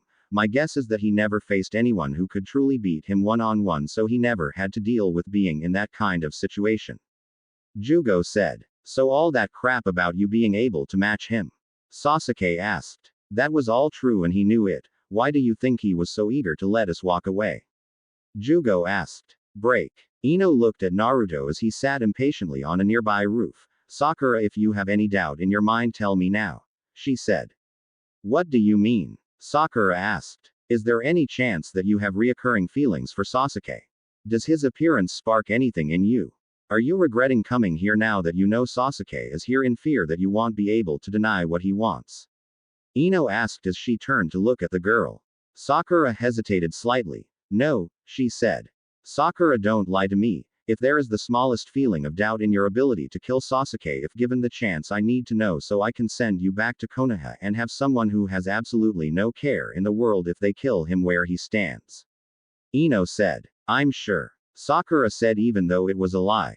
Ino looked at her. Sakura, we both know that Naruto will carry through on his threat if he suspects anything, which he already does, so I ask you again, is there anything keeping you from killing Sasuke in his sleep if you happen to cross him?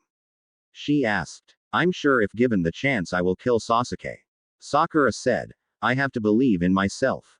Was going through her head. Karen. Ino asked. I'm waiting for the chance to find him sleeping so I can put this poison kunai through his neck. Karen said. Okay, I'm about to send off my progress report. This is your last chance. Ino said. Neither girl said anything. Okay, don't say I didn't warn you if we run into Sasuke again and either of you make a mistake, she said as she rolled the scroll up. Ino, tell mom we are going to need backup. Naruto said from the roof he was on. You think we will? Ino asked. I know you want to complete your first mission without it, but look around. We are all that standing between complete destruction of Demon Country and the safety of Priestess Shion and this country having a chance.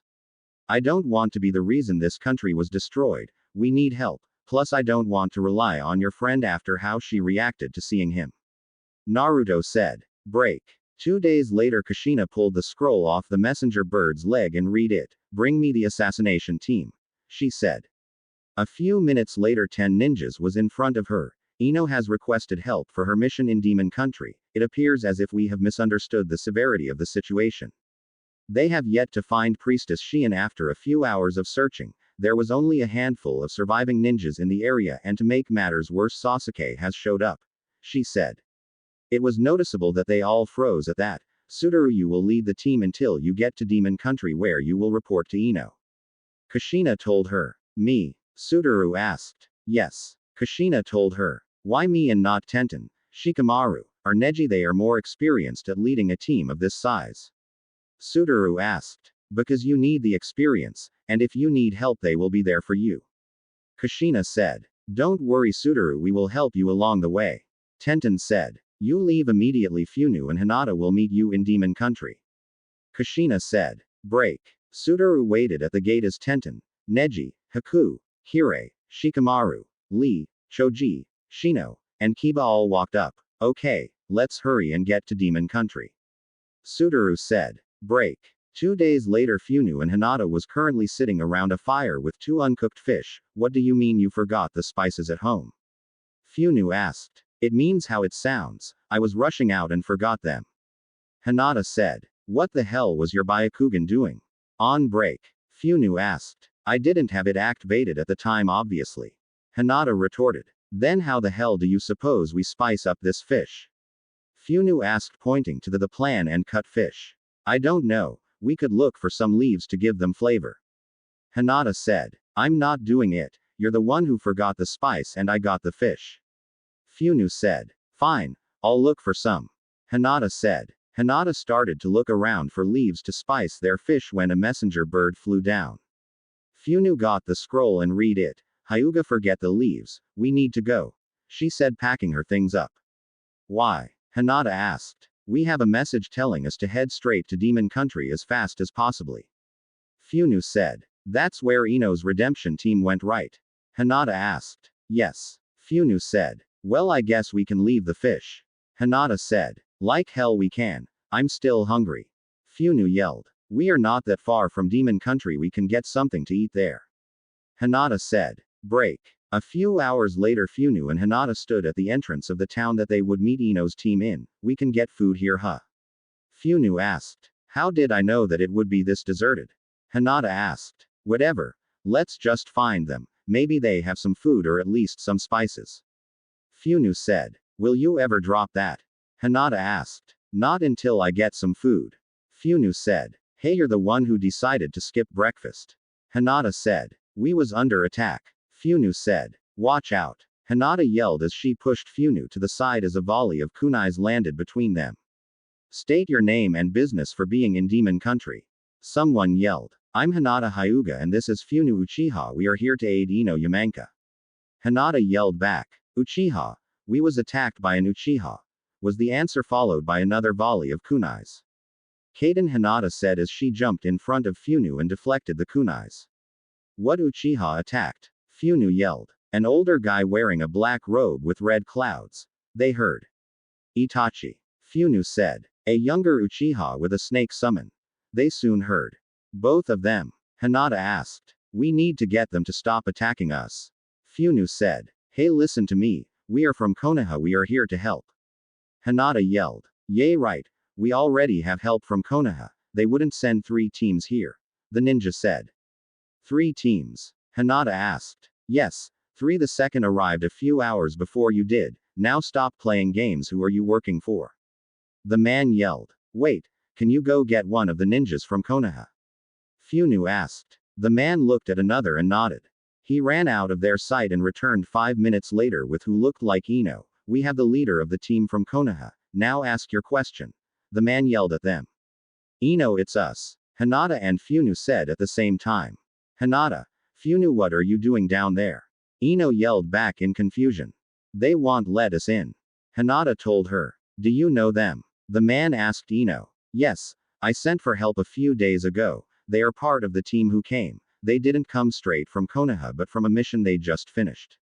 Ino said. Let them up. The man yelled to the guards at the door. Ino waited until they came up then looked back to make sure no one was coming. Hinata, what's that? She asked, pointing to something in the distance. Hinata concentrated her Byakugan on it. It looks like Priestess Shin and her protection guards. They are injured. She said. Finally, we sent word to them days ago that we had protection and food here. I thought they would never make it. The leader of the demon ninjas said. They are being chased and unless we do something they will be caught. Hinata said. Naruto, Lee, Kiba, and Neji, get up here now. Ino yelled. The four ninjas ran up to her. Priestess Shion is almost here but she is under attack. Go make sure she gets here safely. We will worry about the ninjas attacking her. She ordered. The four took off towards the priestess. The rest of you prepare for an all-out attack on the ninjas attacking Shion. Sakura, you stay here. Ino said. What, I want to help. Sakura protested. I don't have time to argue with you, now stay. Ino ordered as the rest ran down to attack the attacking ninjas. Break. Priestess Shion, we won't make it back at this rate. Taruho said. We will fight if we have to. Shion said. We can't, none of us have training in fighting. Taruho said. Look around, Taruho, we have nothing left here. At least we can die trying to fight for our home. Shion said. What home? There is nothing left. Akatsuki destroyed everything and now Odo is following up and attacking us. Taruho said. The four ninjas slid to a stop in front of Shion, scaring her. Who are you? You don't look like the ones who has been attacking us. Is Konoha in the attack also? She asked. Priestess Shion, you are safe now. We are your escort from this point on. No harm will come to you or your followers. Naruto said. Who are you? Shion asked. I'm Naruto. He said. Neji. He told her. Lee. He said with a blindly white toothy smile. I'm Kiba and this is Akamaru. He said as he patted his dog. Okay, what will you do about them? Shion asked, pointing to the attacking Odo nins. Nothing. Naruto said. Nothing. Shion asked in confusion. What he means is that we are only here to make sure you are not harmed. There are others to take care of them. Neji explained. Others? Shion asked. Just then Ino, Hinata, Funu, Sudaru, Tenten, Shikamaru, Karen, Hire, Haku, Choji, and Shino ran and intercepted the Odo nins. Oh, those others. Shion said quietly. See, Priestess Shion, everything is under control, just relax. Naruto said. Naruto, relax may not be the right word at the moment. Neji said. What word do you suggest? Naruto asked. Perhaps just calm down is a more suitable word. Neji said. Relax or calm down, it don't really matter, just long as she doesn't worry herself into a panic. Naruto said. She won't if you will shut up. Neji said. Will you two stop? Shion asked. Don't bother. They are like this all the time, it never goes past playful arguing though. Kiba said. So why are everyone trying to kill you anyway? Lee asked. I'm a demon priestess. If I die then Demon Moryu will be able to return his spirit to his body and continue his task to conquer the world. Shion said. A demon priestess. Naruto said. Yes. Shion said. Can you calm any type of demon? Naruto asked. Shion shrugged. I only came into contact with low-level demons so far. Why? She asked. Because I have Kyuubi sealed in me and even though my bloodlines give me control over his power he is usually restless, but now he is as calm as a sleeping baby. Naruto said. Shion looked at him. Kyuubi. You're an Uzumaki? She asked. How did you know? Naruto asked. Only Uzumakis are able to seal away Kyuubi. Something about their chakra has an affect that even the Senju can't compete with.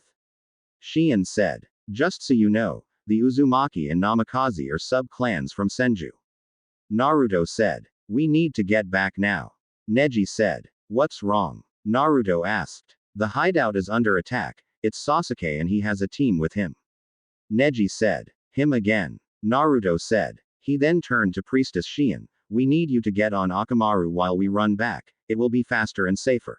He said. Shion looked at the large dog. How can that be safer? She asked. Trust us, there is no safer dog than Akamaru. Naruto said. Before she could protest, Kiba grabbed her and sat her on top of Akamaru as he jumped off. Go boy. He said. The entire group vanished, leaving the followers behind without a thought. They appeared at the hideout, You never learn, do you? Naruto asked. Jugo isn't here to stop me this time. Sasuke said. Too bad for you, he is your only hope of beating me. Naruto said. Sasuke-kun, why are you doing this? Sakura asked. Sakura, come with me and you will finally get what you wanted. Sasuke said. Sasuke-kun. Sakura asked. Come with me and I will allow you to have my first child. Sasuke said with a smirk. Sasuke-kun. Sakura said as she took a step closer to him. Everyone else appeared. Sasuke. Funu said, getting ready to kill him. I told you I wouldn't give you the chance to even think about betraying Ino-chan. Naruto said. Naruto, not now. Ino said. Now is the perfect time to make an example to those who think about betraying my friend's trust. Naruto said. Sakura, what are you waiting for, Sakura? Don't you dream of having my kids? This is what you always wanted, why are you hesitating? Sasuke asked. Sakura now stood in the middle of Ino and Sasuke. Sakura, what are you doing? Ino yelled. Ino, I don't know what to do. Sakura said. I'll make the decision easy. Betray Ino-chan and die. Naruto said as his spear rested on her back where her heart was. I said I wouldn't give you the chance to think about it, but look at Ino-chan's face. Naruto said. Sakura looked at the ground. I said look at her face. He yelled while smacking her in the side of the head with his spear, then forced her to look at Ino. She has put everything into helping you, and I don't like the look that's on her face. I should kill you now, but I promised Ino-chan I would give you the chance to prove yourself to her, so make your decision now. Naruto told her as he let her go, letting her drop to the ground. Sakura, why did you lie? Ino asked. Sakura stayed quiet. Naruto moved his spear to the back of her neck and pressed until it drew blood. Answer her. He said. I didn't. Sakura choked out. I asked you multiple times if you could handle this. I asked you if you was ready to face Sasuke and kill him. You told me you was. Ino said. I was. Sakura said. Yet you stand here with death one move away. I told you Naruto hates everything about you. Since you've been on this team, he has been looking for a reason to get you put in prison, and if possible to kill you because of the way you treated his friends. I told you he don't take betrayal lightly, especially when they betray one of his friends. What did you say when I asked you this? Ino asked. Given the chance I will kill Sasuke-kun.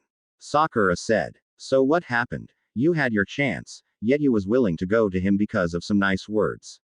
Ino asked. I don't know. Sakura said. Naruto turned and looked at Karen. What? She asked under his stare.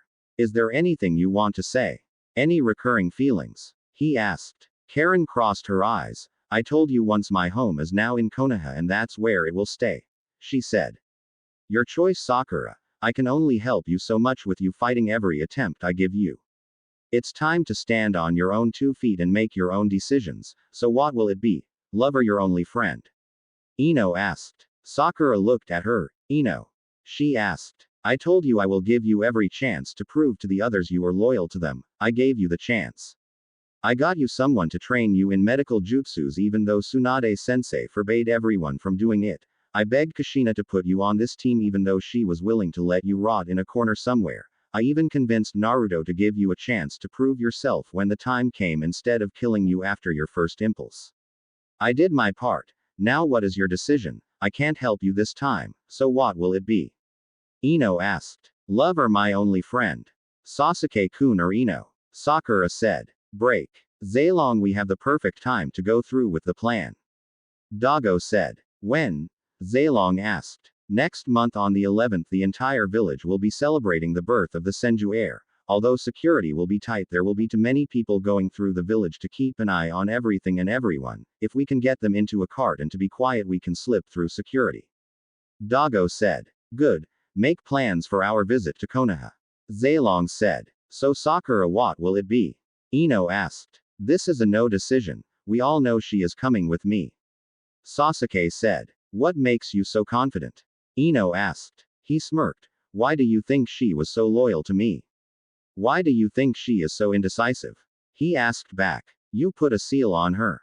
Ino asked. A seal? Sakura asked. What, you think you followed me around because of your own free will? No, you was just a pawn in our plan to take over the shinobi world, but you're useless now. Sasuke said. You're the one who is useless. Ino said. Ino. Sakura said. I told you I'm not giving up on you yet. Ino said. Do you think you can do anything to change the fact that she will come to me? No matter what you do, it's just giving me a stronger puppet. Sasuke told her. I will not allow you to up her life any more than you already have. Ino said, getting into her stance. Oh, what do you plan on doing about it? We all know you can't beat me. Sasuke asked. Ino went through some hand signs. You're right, I can't beat you, but I can save my friend. She said. How? Sasuke asked, curious. Shintention no Jutsu. Ino said and aimed it at Sakura. Naruto moved to catch Ino's body before it hit the ground. At the same time, Sasuke moved to attack Sakura. Lee moved and grabbed Sakura before he reached her. If you want to kill them, then you will have to go through me. Funu said. Sasuke looked at her. I have been waiting to kill you. He said. Well, don't keep me waiting. Funu said. In Sakura's mind. Ino walked around her mind. He really screwed her up. She said. What are you doing here, Ino? Sakura asked. Ino looked at her. Sakura. She asked. This Sakura looked exactly like Sakura except the Sharingan she had. Answer me. Why are you here? Fake Sakura asked. How do you have the Sharingan?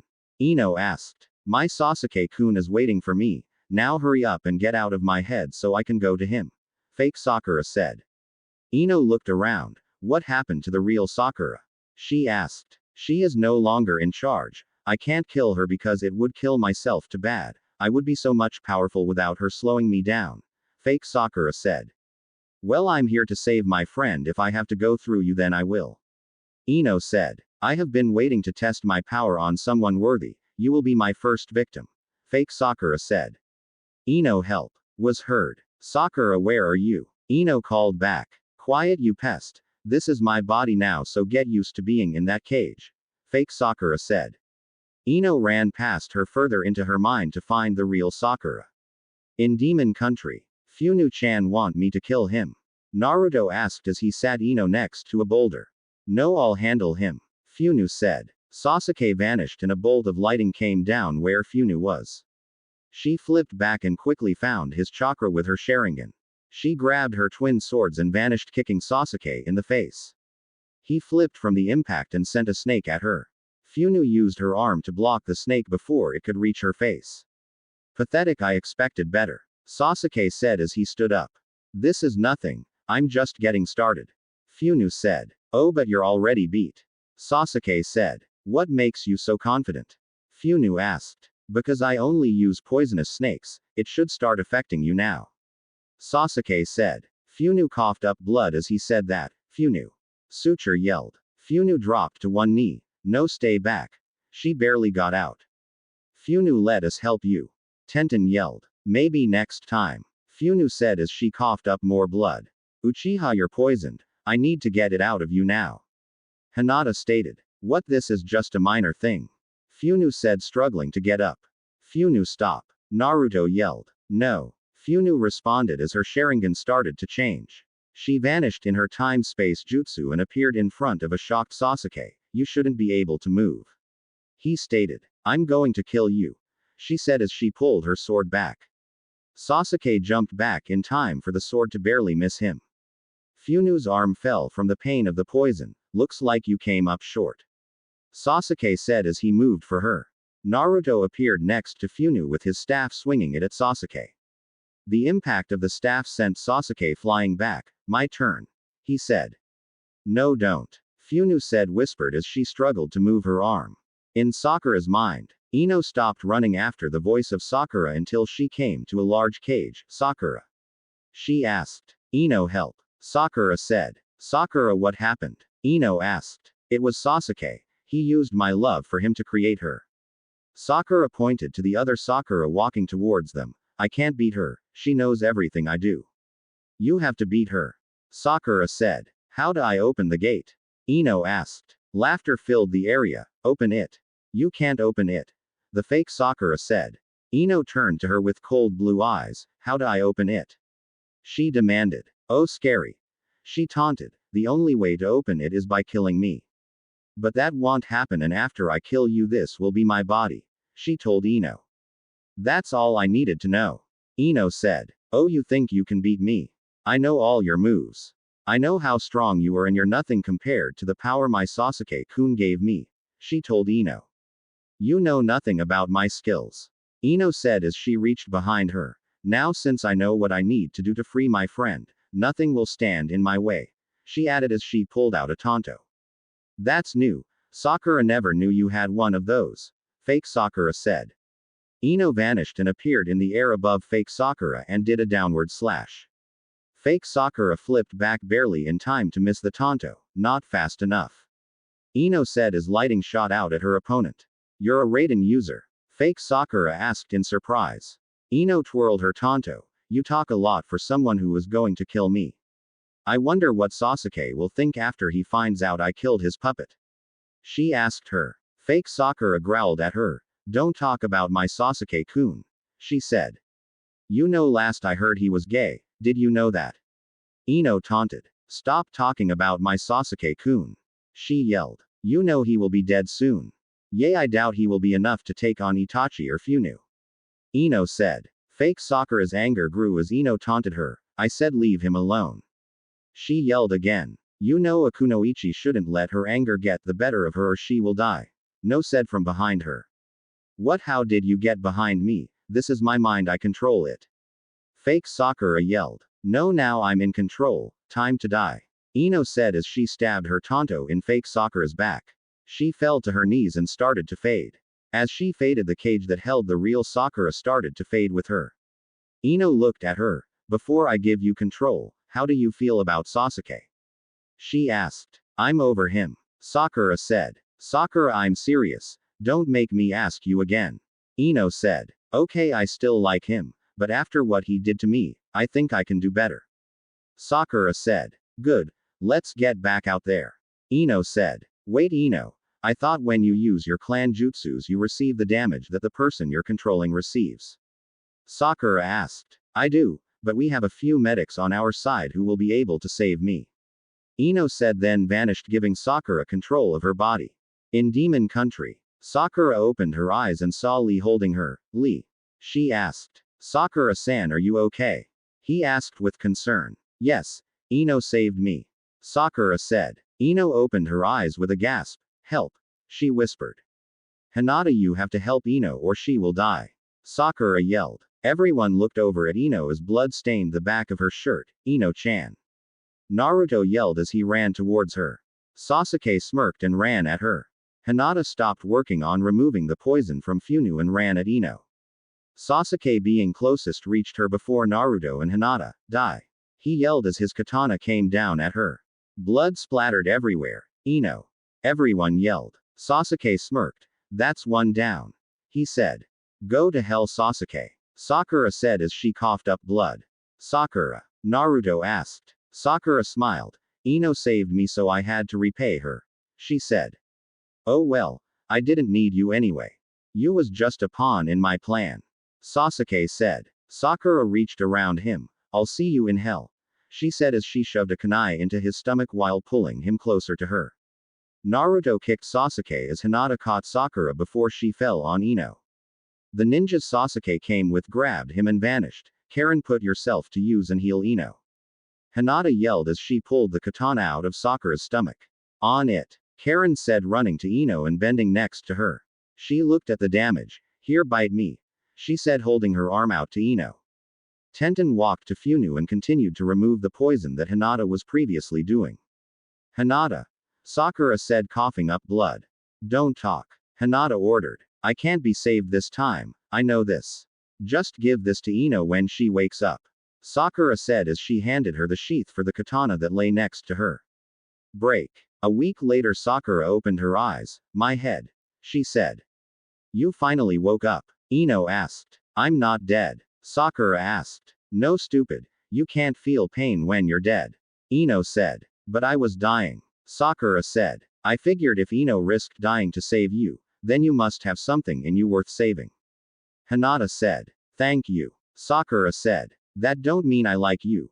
Just the medic in me could let you die without trying to save you, and it would have been a waste of Ino's time if you was dead, Hinata said. Don't listen to her, Sakura. She is just giving you a hard time because of how everything happened, Ino said. Hinata walked up to them. Are you sure you killed the other Sakura? She asked. Yes, I made sure it was dead. Ino said. Did you check to see if there was anything else in there? Hinata asked. No, I didn't think of that. Ino said, somewhat embarrassed. We will have to get Funu to check then. Hinata said. Fine with me. Ino said. Sakura looked at them. Can you stop talking as if I'm not right here? She asked. Hinata looked at her. Funu will be in here shortly. She said, then walked out. Sakura, although Hinata doesn't hate you, she don't like you.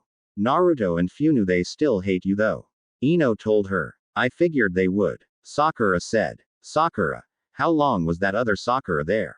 Ino asked. Since we graduated. Sakura told her. How much influence did it have over your actions?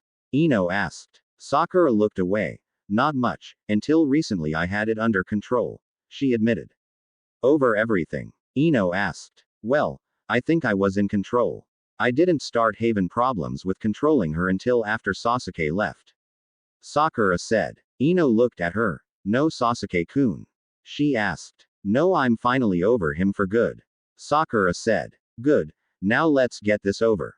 Funu said, walking in the makeshift room. Break. Zalong reread his scroll that had the details for their escort to the village.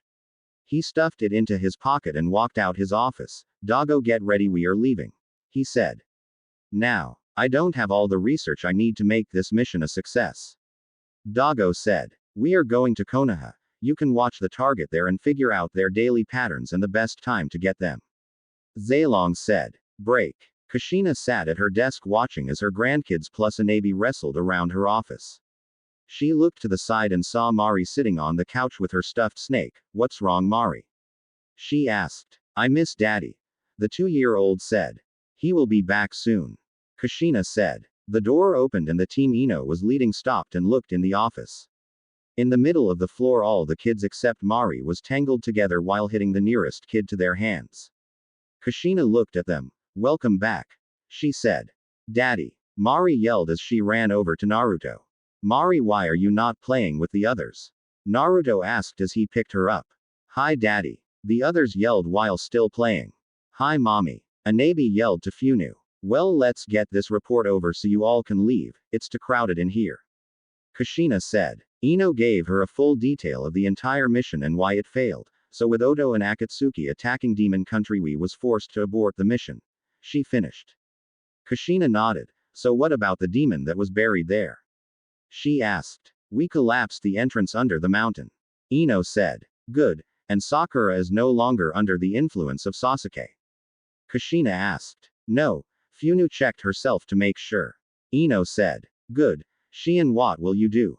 Kushina asked. The priestess shrugged. Not like I have many options on things to do with my home destroyed. She said. If you want, you can stay here. I can find something for you to use your abilities for. Kushina said. Like what? Not like there is a need for a demon priestess. Shion asked. Maybe not, but you're still a priestess and have powers that ninjas don't. You can teach these abilities to people who are not able to be ninjas. Who knows, maybe you can create something similar to what the monks have created. Kushina said. Shion thought about it. It's worth a shot. She said. Good. I will have someone start working on an area where you can start your teachings. Kushina said. What about Taruho? Shion asked. What can he do? Kushina asked. He has been my bodyguard all my life and has done a good job. Shion said. My father was a samurai. He taught me everything he knew about being a samurai. Taruho said. Okay, you can help Shion at her new temple. Teach the men how to protect the priestesses in training, make them samurais. Kushina said. Can you make the temple big enough for us to live in? Shion asked. Sure. But why would you want to live there and not in your own apartment? Kushina asked. As the high priestess, I must live in the temple until I pick a new high priestess, as my protector Taruho must also live in the temple. Plus, during priestess training, they must stay in the temple. It's a requirement to become a priestess. Shion said. Okay. I will make sure it's big enough. Kushina said. Now go clean yourselves, you all stink. She added. Break. Karen ran into her small apartment and went straight to her research room. She opened a drawer and syringe and needle. She walked to the mirror that was in the room and positioned herself so she could see the mark on the back of her shoulder. Sticking the syringe in the center of it, she watched as the now glowing seal faded and became invisible again. She sighed as tossed the syringe in the trash. A month later, walking through Odo was a redhead, hot-tempered kunoichi. She walked into the main building. Tayuya, what do you need? Orochimaru-sama is busy training Sasuke and don't want to be bothered. Kabuto said. Tayuya looked at him. Get the out of my way, she said and continued to walk past him. Kabuto reached out and grabbed her. You will do well to remember who your superior is, he said. If you touch me again, I will kill you, she threatened and continued to walk into the training area. Tayuya, what do you need? As you can see, I'm busy. Orochimaru asked. Where is Karen? She asked. Karen is no longer here, Orochimaru said. No longer here? Tayuya asked. You don't know, do you? He asked as he continued to dodge Sasuke's attacks. She decided to side with Konoha, he told her. The anger flowed off. Tayuya was a clear sign that something was wrong. That bitch, she said and turned to leave. Why are you so interested in her all of a sudden? Orochimaru asked. She took something that belongs to me, Tayuya said. Break. Ayame walked away from her sisters towards her father's house. After agreeing to meet them at the festival, she went to pick up her daughter. Unknown to her, she was being closely followed the entire time. Break. Tayuya stopped outside Konoha's main gate and looked from her hiding place into it.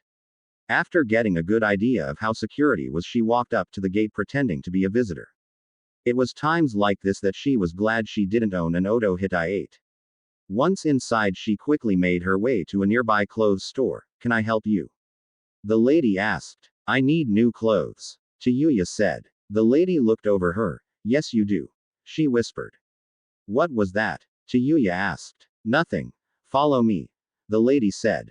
The lady went through a bunch of clothes, making Tayuya try on hundreds of different outfits within a 2-hour period. Finally, the lady stopped throwing clothes at her after approving of what she was currently wearing. She had on a pair of white tight pants that stopped just below her knees, a green belt that was on her at an angle with the right side being a few inches lower than the left. She had on a sleeveless white shirt that stopped above her belly, a green bandana on her head keeping her hair straight down. Tayuya looked at herself in the mirror. You look perfect, the lady said. My arms are bare, Tayuya said. So is that a problem? The store lady asked. Yes, it is a problem, Tayuya said and went to grab some green vambraces that had a bunch of designs on them. He picked up a matching pair of leg braces and put them on. Break. Ayame walked out her father's apartment with a happy Amy skipping in front of her with her Kyuubi mask on. Mommy, when will we get there?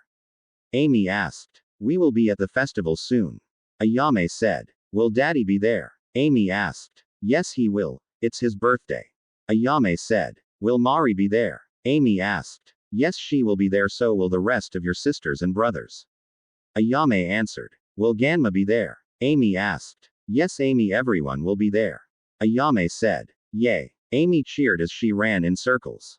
Amy, don't get too far ahead of me, Ayame called out to her.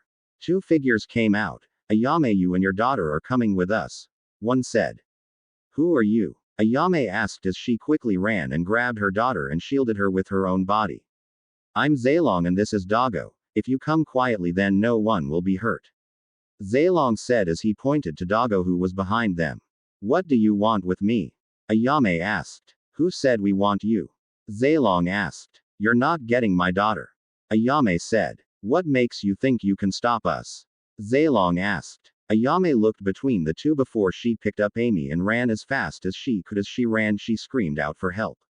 Zailong looked at her running and screaming for help before he vanished and appeared in front of her. Why do you make this so hard? He asked. Before she could answer, Doggo hit her in the neck, knocking her out. Should I try to get her out now? He asked. No, we need to wait for a distraction, Zailong said. At the festival, the center of Konoha was decorated with all types of balloons and stalls. Although with the kids the biggest attraction was the large stuffed Kyuubi dolls, the adults settled for masks of Minato, and occasionally an adult would have on a Kyuubi mask, mainly those with a bond with Naruto. Overall, the festival, while a celebration of the first Senju heir in years being born, it was of a celebration of the brave battle that Minato had with Kyuubi. Break. Karen walked out her apartment ready to go to the festival when she saw Tayuya walk out the clothes store. Running back into her apartment, she She went into her medic room and put everything in her special scrolls. After pocketing the scroll, she ran back out the apartment and peeked around to make sure Tayuya was nowhere around. After not seeing her, she jumped on a roof and headed towards the festival. She was almost at the festival when someone landed in front of her. "Did you think I didn't see you?" she asked. "Tayuya, why are you here?" Karen asked. "Give me what you took from me," Tayuya demanded. "I have nothing that belongs to you," Karen said. Tayuya crossed her arms. "I don't feel like playing your damn game. Give me my shit before I decide to take it from you," she said. Karen put one hand on her hip and met her glare after using her other hand to adjust her glasses. "You're no longer my superior in fighting ability. While you have been sitting on your and moping, I have been training," she said. Tayuya tilted her head to the side, vanished, punching her in the stomach. "You're still below me," she said. Karen backed up in pain, then looked at her. "Don't underestimate me," she said, then kicked her in the head, sending her down into the festival and destroying one of the many stalls. Everyone who was in the area looked at her in shock. Tayuya stood up and looked up to see Karen gone. She looked around before busting herself off. "If that's how you want to play, fine," she said, and took off at full speed. One of the people who saw what happened was Hinata, who took off after her to find out who she was. Break. Zalong and Dago waited in the shadows with their cart for the right moment to escape. As they waited, they saw Karen run out the village, followed soon by someone they never saw before. Not long after, they saw Hinata run out. "Now is out chance," Zalong said as he walked out the village. Dago followed with the cart as the guards was busy trying to figure out what was going on. Break. Tayuya caught Karen and immediately punched her to the ground. "I tried asking nice. Now I'm going to take what's mine from you," she said. Karen got up. "I don't have anything that belongs to you," she said. Tayuya vanished and punched her in the face. "Where is my research?" she asked. "That was my research. You only gave me the idea to research it," Karen said as her eyes changed from red to dark red. "Don't try that shit with me. I know all your tricks," Tayuya said as she attacked her again, intent on getting that research. Hinata arrived at the area just as Karen was sent flying back. "Who are you and why are you attacking Karen?"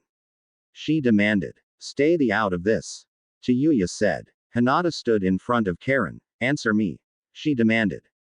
"Move or I will make you, damn it," Tayuya said. "Try me," Hinata challenged. Tayuya met her challenge by throwing a kunai at her. Hinata dodged the kunai but was cut off by Tayuya as she attacked her while she was still off balance from dodging the kunai. The two started their taijutsu fight, with Tayuya expertly dodging or knocking away all Hinata's Jiyuken strikes. She sent Hinata back with another well-placed punch to her cheek. Hinata was caught before she hit the ground, and Tayuya was sent back by a backhand of the same kunoichi who caught Hinata. Tayuya got up and wiped the blood from her mouth. "Who the are you?" she asked. "Why are you here?" she asked. "Don't answer my question with your own question," Tayuya said, annoyed. Karen, take Hinata straight to the Hokage's office. The kunoichi then vanished and Tayuya fell to the ground unconscious. Break. Kushina watched as Hinata was sat on a chair and Tayuya on the couch. "Kurenai, who was that?" she asked. "Don't know. She was fighting Hinata, and winning," Kurenai said. "She got a lucky hit," Hinata defended. "Why was you fighting?" Kushina asked. "I was enjoying the festival when she crashed into the cinnamon bun stall. Before I could see if she was alright, she took off. I barely was able to see Karen's hair as she ran off. So I chased," Hinata explained. Karen explained. Kushina said. "Her name is Tayuya. She is a Junin from Oto. As you can tell, she still can beat me, and apparently Hinata." Karen said. "I wasn't beat," Hinata said. "Why was she after you?" Kushina asked. "We never was friends. Actually, we hated each other. As to why she came after me, I have no clue," Karen said as she adjusted her glasses. "Wake her up," Kushina said. Kurenai picked up a pitcher of water and dumped it on Tayuya. "What the?" she yelled, jumping up. "Stop standing on my couch," Kushina said. "Who the are you? Why the am I here?" Tayuya asked as she prepared to defend herself. "I said stop standing on my couch," Kushina said. Tayuya glared at her. Kushina calmly met her glare with one of her own. After a few minutes, Tayuya looked away while stepping off the couch. "Good, now why are you here?" Kushina asked. "To get my research that Karen took," Tayuya said. "What research?" Kushina asked. Research on the cursed seal. Tayuya said. Karen doesn't have the cursed seal. Kushina said. That's because I was able to find a way to temporarily remove it. She took my research when I was gone for personal reasons. Tayuya said. That's a lie. I never had the cursed seal. Karen yelled. Do you have any proof to back this claim up? Kushina asked. Has she used her bloodline? Tayuya asked, not missing a beat. Yes, once. Kushina said, not really seeing the point in the question. If the person who it was used on is here, I can prove to you that she lied about everything she has told you. Tayuya said. Don't listen to her, she is trying to get out of being interrogated. Karen yelled. If so, why did you run? Tayuya challenged. Because you're a psycho. Karen stated. Kurenai bring me Funu. Kushina said. Break. Naruto stood with his kids in a navy. Ayame still hasn't arrived yet. He asked in concern. No, she should have been here by now though. Anko said. Naruto created a clone and sent it to Tsuki house to find out why Ayame was so late. A few minutes later he got information from the clone. Ayame left her father's an hour ago. He said to Anko. Send clones around the village. Anko said. 10 minutes later Naruto had the information from his clones. She is nowhere in the village. He said. Break. Funu walked in the Hokage's office. Wo Hyuga, who kicked your? She asked. I did. Tayuya said. No you didn't. I was just tested you. Hinata said. Who are you? Funu asked. That don't matter right now. Karen used her bloodline on your right. Kushina asked. Yes. Funu answered. Have you been feeling any different? Kushina asked. No, I feel fine. Why? Funu asked. Tayuya claims to be able to prove that Karen has been lying. It involves you. Kushina asked. How does it involves me? Funu asked. Are you part of a clan? Tayuya asked. Funu looked at her like she was stupid. I'm the Uchiha heir. I'm sure Sasuke has been ranting about killing me to gain power. She said. An Uchiha? Tayuya asked in surprise. Got a problem with it? Funu asked. Activate your Sharingan. Tayuya said. Why? Funu asked. Just do it. Kushina said. I can't. Funu said. That's an order. Kushina said. I can't. Funu said. What do you mean? You can't? Hinata asked. I mean I can't, as in it won't activate. Funu said in somewhat of a panic. She turned to Karen and slammed her against the wall. What the hell did you do? She demanded. She used the cursed seal on you. Tayuya said. The door flew open as Naruto and Anko ran in. Mom, Ayame and Amy are missing. Naruto yelled. What do you mean missing? Kushina asked. They are nowhere in the village. I used my clones to check everywhere. Naruto said in a panic. Naruto, calm down, we will find them. Anko, take Naruto, Hinata, Funu, and Karen and search for them. Kushina said. Okay, let go you four. Anko said. Also keep an eye on Karen for anything. Kushina said. Will do. Anko said. Kurenai, inform the others that they are missing. Kushina said. Got it. Kurenai said. Tayuya looked at them. Zailong. She said. What? Naruto asked. Zailong, he was here, I saw him when I chased Karen out the village. He was with Dago. She told them. Why is that important? Kushina asked. Because although you may not know of him, he has a reputation around Odo for his ability to sneak into places unnoticed. Orochimaru even paid for his services a few times. Tayuya said. Orochimaru paid him to kidnap Amy. Anko asked. No, after Zailong led him into a trap, Orochimaru has been searching for him for revenge. Tayuya said. Can't say I feel bad for him, but where do Zailong live? Kushina asked. Grass country. She said. Why are you giving us this information? Hinata asked. Tayuya stayed quiet for a minute. I have my reasons, was all she said. Let me bring Tayuya with me. Anko asked. Kushina looked at Anko with a questioning look. Okay. She said. Once the six was gone, she leaned back in her chair. How did she know her name? She asked out loud. Break. Zailong and Dago stopped after they was a few miles away from Konoha. How are they? Zailong asked. The child hasn't stopped screaming since she woke up. Dago said. Wake Aim up so she can shut her up. Zailong said. Shortly after Ayame was woke. What do you want with my daughter? She asked. Zailong looked at her. I do things others don't want to do. One of those things is taking children away from their parents. He told her. You're not taking my daughter from me. Ayame said as she pulled Amy closer to her body. Zailong and Dago laughed. Every mother says that. They all put up a fight. So far none has beaten us. Zailong said. Once we have our target out of their village no one finds us. Dago said. Well, your luck has just ran out. My husband will come for us. Ayame said. Naruto Namikaze Senju Uzumaki, we know everything about him. We know his weaknesses and strengths. He will have no effect on our plan. Zailong said. You're going to beg for your life once my family finds us. Ayame said. Shut up. Zailong said. Mommy, I'm hungry. Amy said. At least let me feed my daughter. Ayame asked. Break. Enko watched as her summon went back to the summoning realm. Shortly after Hinata, Naruto, and Funu's summons all went back to the summoning realm. This Zailong had this planned out. She said while sitting back on a fallen branch. Hinata moved her fallen hair out of her face. We need a new strategy to find them in this rain. She said. We can't stop now. We have to keep going. Naruto said. We have been running for hours. We need a rest and to come up with a plan. Funu said. Naruto, sit down. We will find them, I promise. Enko then looked at Tayuya, who was currently sitting up in a tree. Can you tell us more about them? She asked. No need in asking her anything. She never gives out information unless she will benefit from it. Karen said. I wasn't talking to you. Enko snapped at her. There was a long silence where the only thing heard was the rain hitting the ground. Naruto stood up. It's obvious we are not getting anything from her. Can we continue to search? He asked. Fine. Let's go. Enko said. He specializes in extraction. Tayuya said. Everyone stopped moving and looked at her. I don't know much, but I do know that Zailong never fails to get his target. He is an elite ninja earning the respect of Orochimaru after a fight between the two of them that almost wiped out a small village. Getting those two from him will not be easy, and he has no problem in using them to get what he wants. He has been known to break contracts for the right price. He will steal anything. Kids, animals, scrolls, weapons, anything as long as it is of value. She finished. Anything on Dago?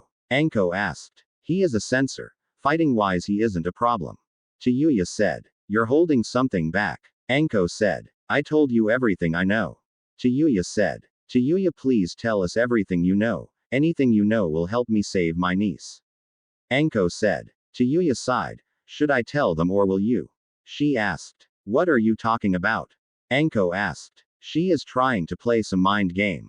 Karen said. You're a censor, Karen. You knew he was there yet you did nothing. Tayuya said. I have no clue what you're talking about. Karen said. What are you two talking about? Naruto asked. Dago is Karen's brother. Tayuya said. Break. Ayame was thrown in a dark cage with Amy. If you behave I might let you outside. Zailong said as he walked away. Zailong. The client who ordered the cheetahs cancelled their order. Someone said. Did they send the cancellation fee? Zailong asked. Yes. The person said. That's all I care about. You can kill the cheetahs. Zailong said. Will do. The person said. Ayame looked around in what little light she had and saw 3 cheetahs, 2 babies and the mother. Amy trotted over to the gate. Kitty. She yelled. Shut her up. The man said. Amy, come here. Ayame said as she picked her up. Kitty. I want Kitty. Amy squeaked at the top of her lungs. Shut her up now. The man yelled. I'm trying. Ayame yelled back at him. Jen, just give her one of the damn things. Zailong said from the door. Yes, sir. Jen said. He then opened the gate and slipped in before the cheetahs could run out. He picked up one of the babies and slipped back out. He threw the cheetah into the cage that Amy was screaming in and she immediately stopped screaming as she trotted over to it as fast as she could. Jen then went back to the other gate and opened it. The mother cheetah with her last cub in her mouth ran out before he could close the gate. Catch her. Zailong yelled as he ran after her. Ayame looked at them. I hope she gets away. She whispered, then went back to watching Amy try and strangle the cheetah.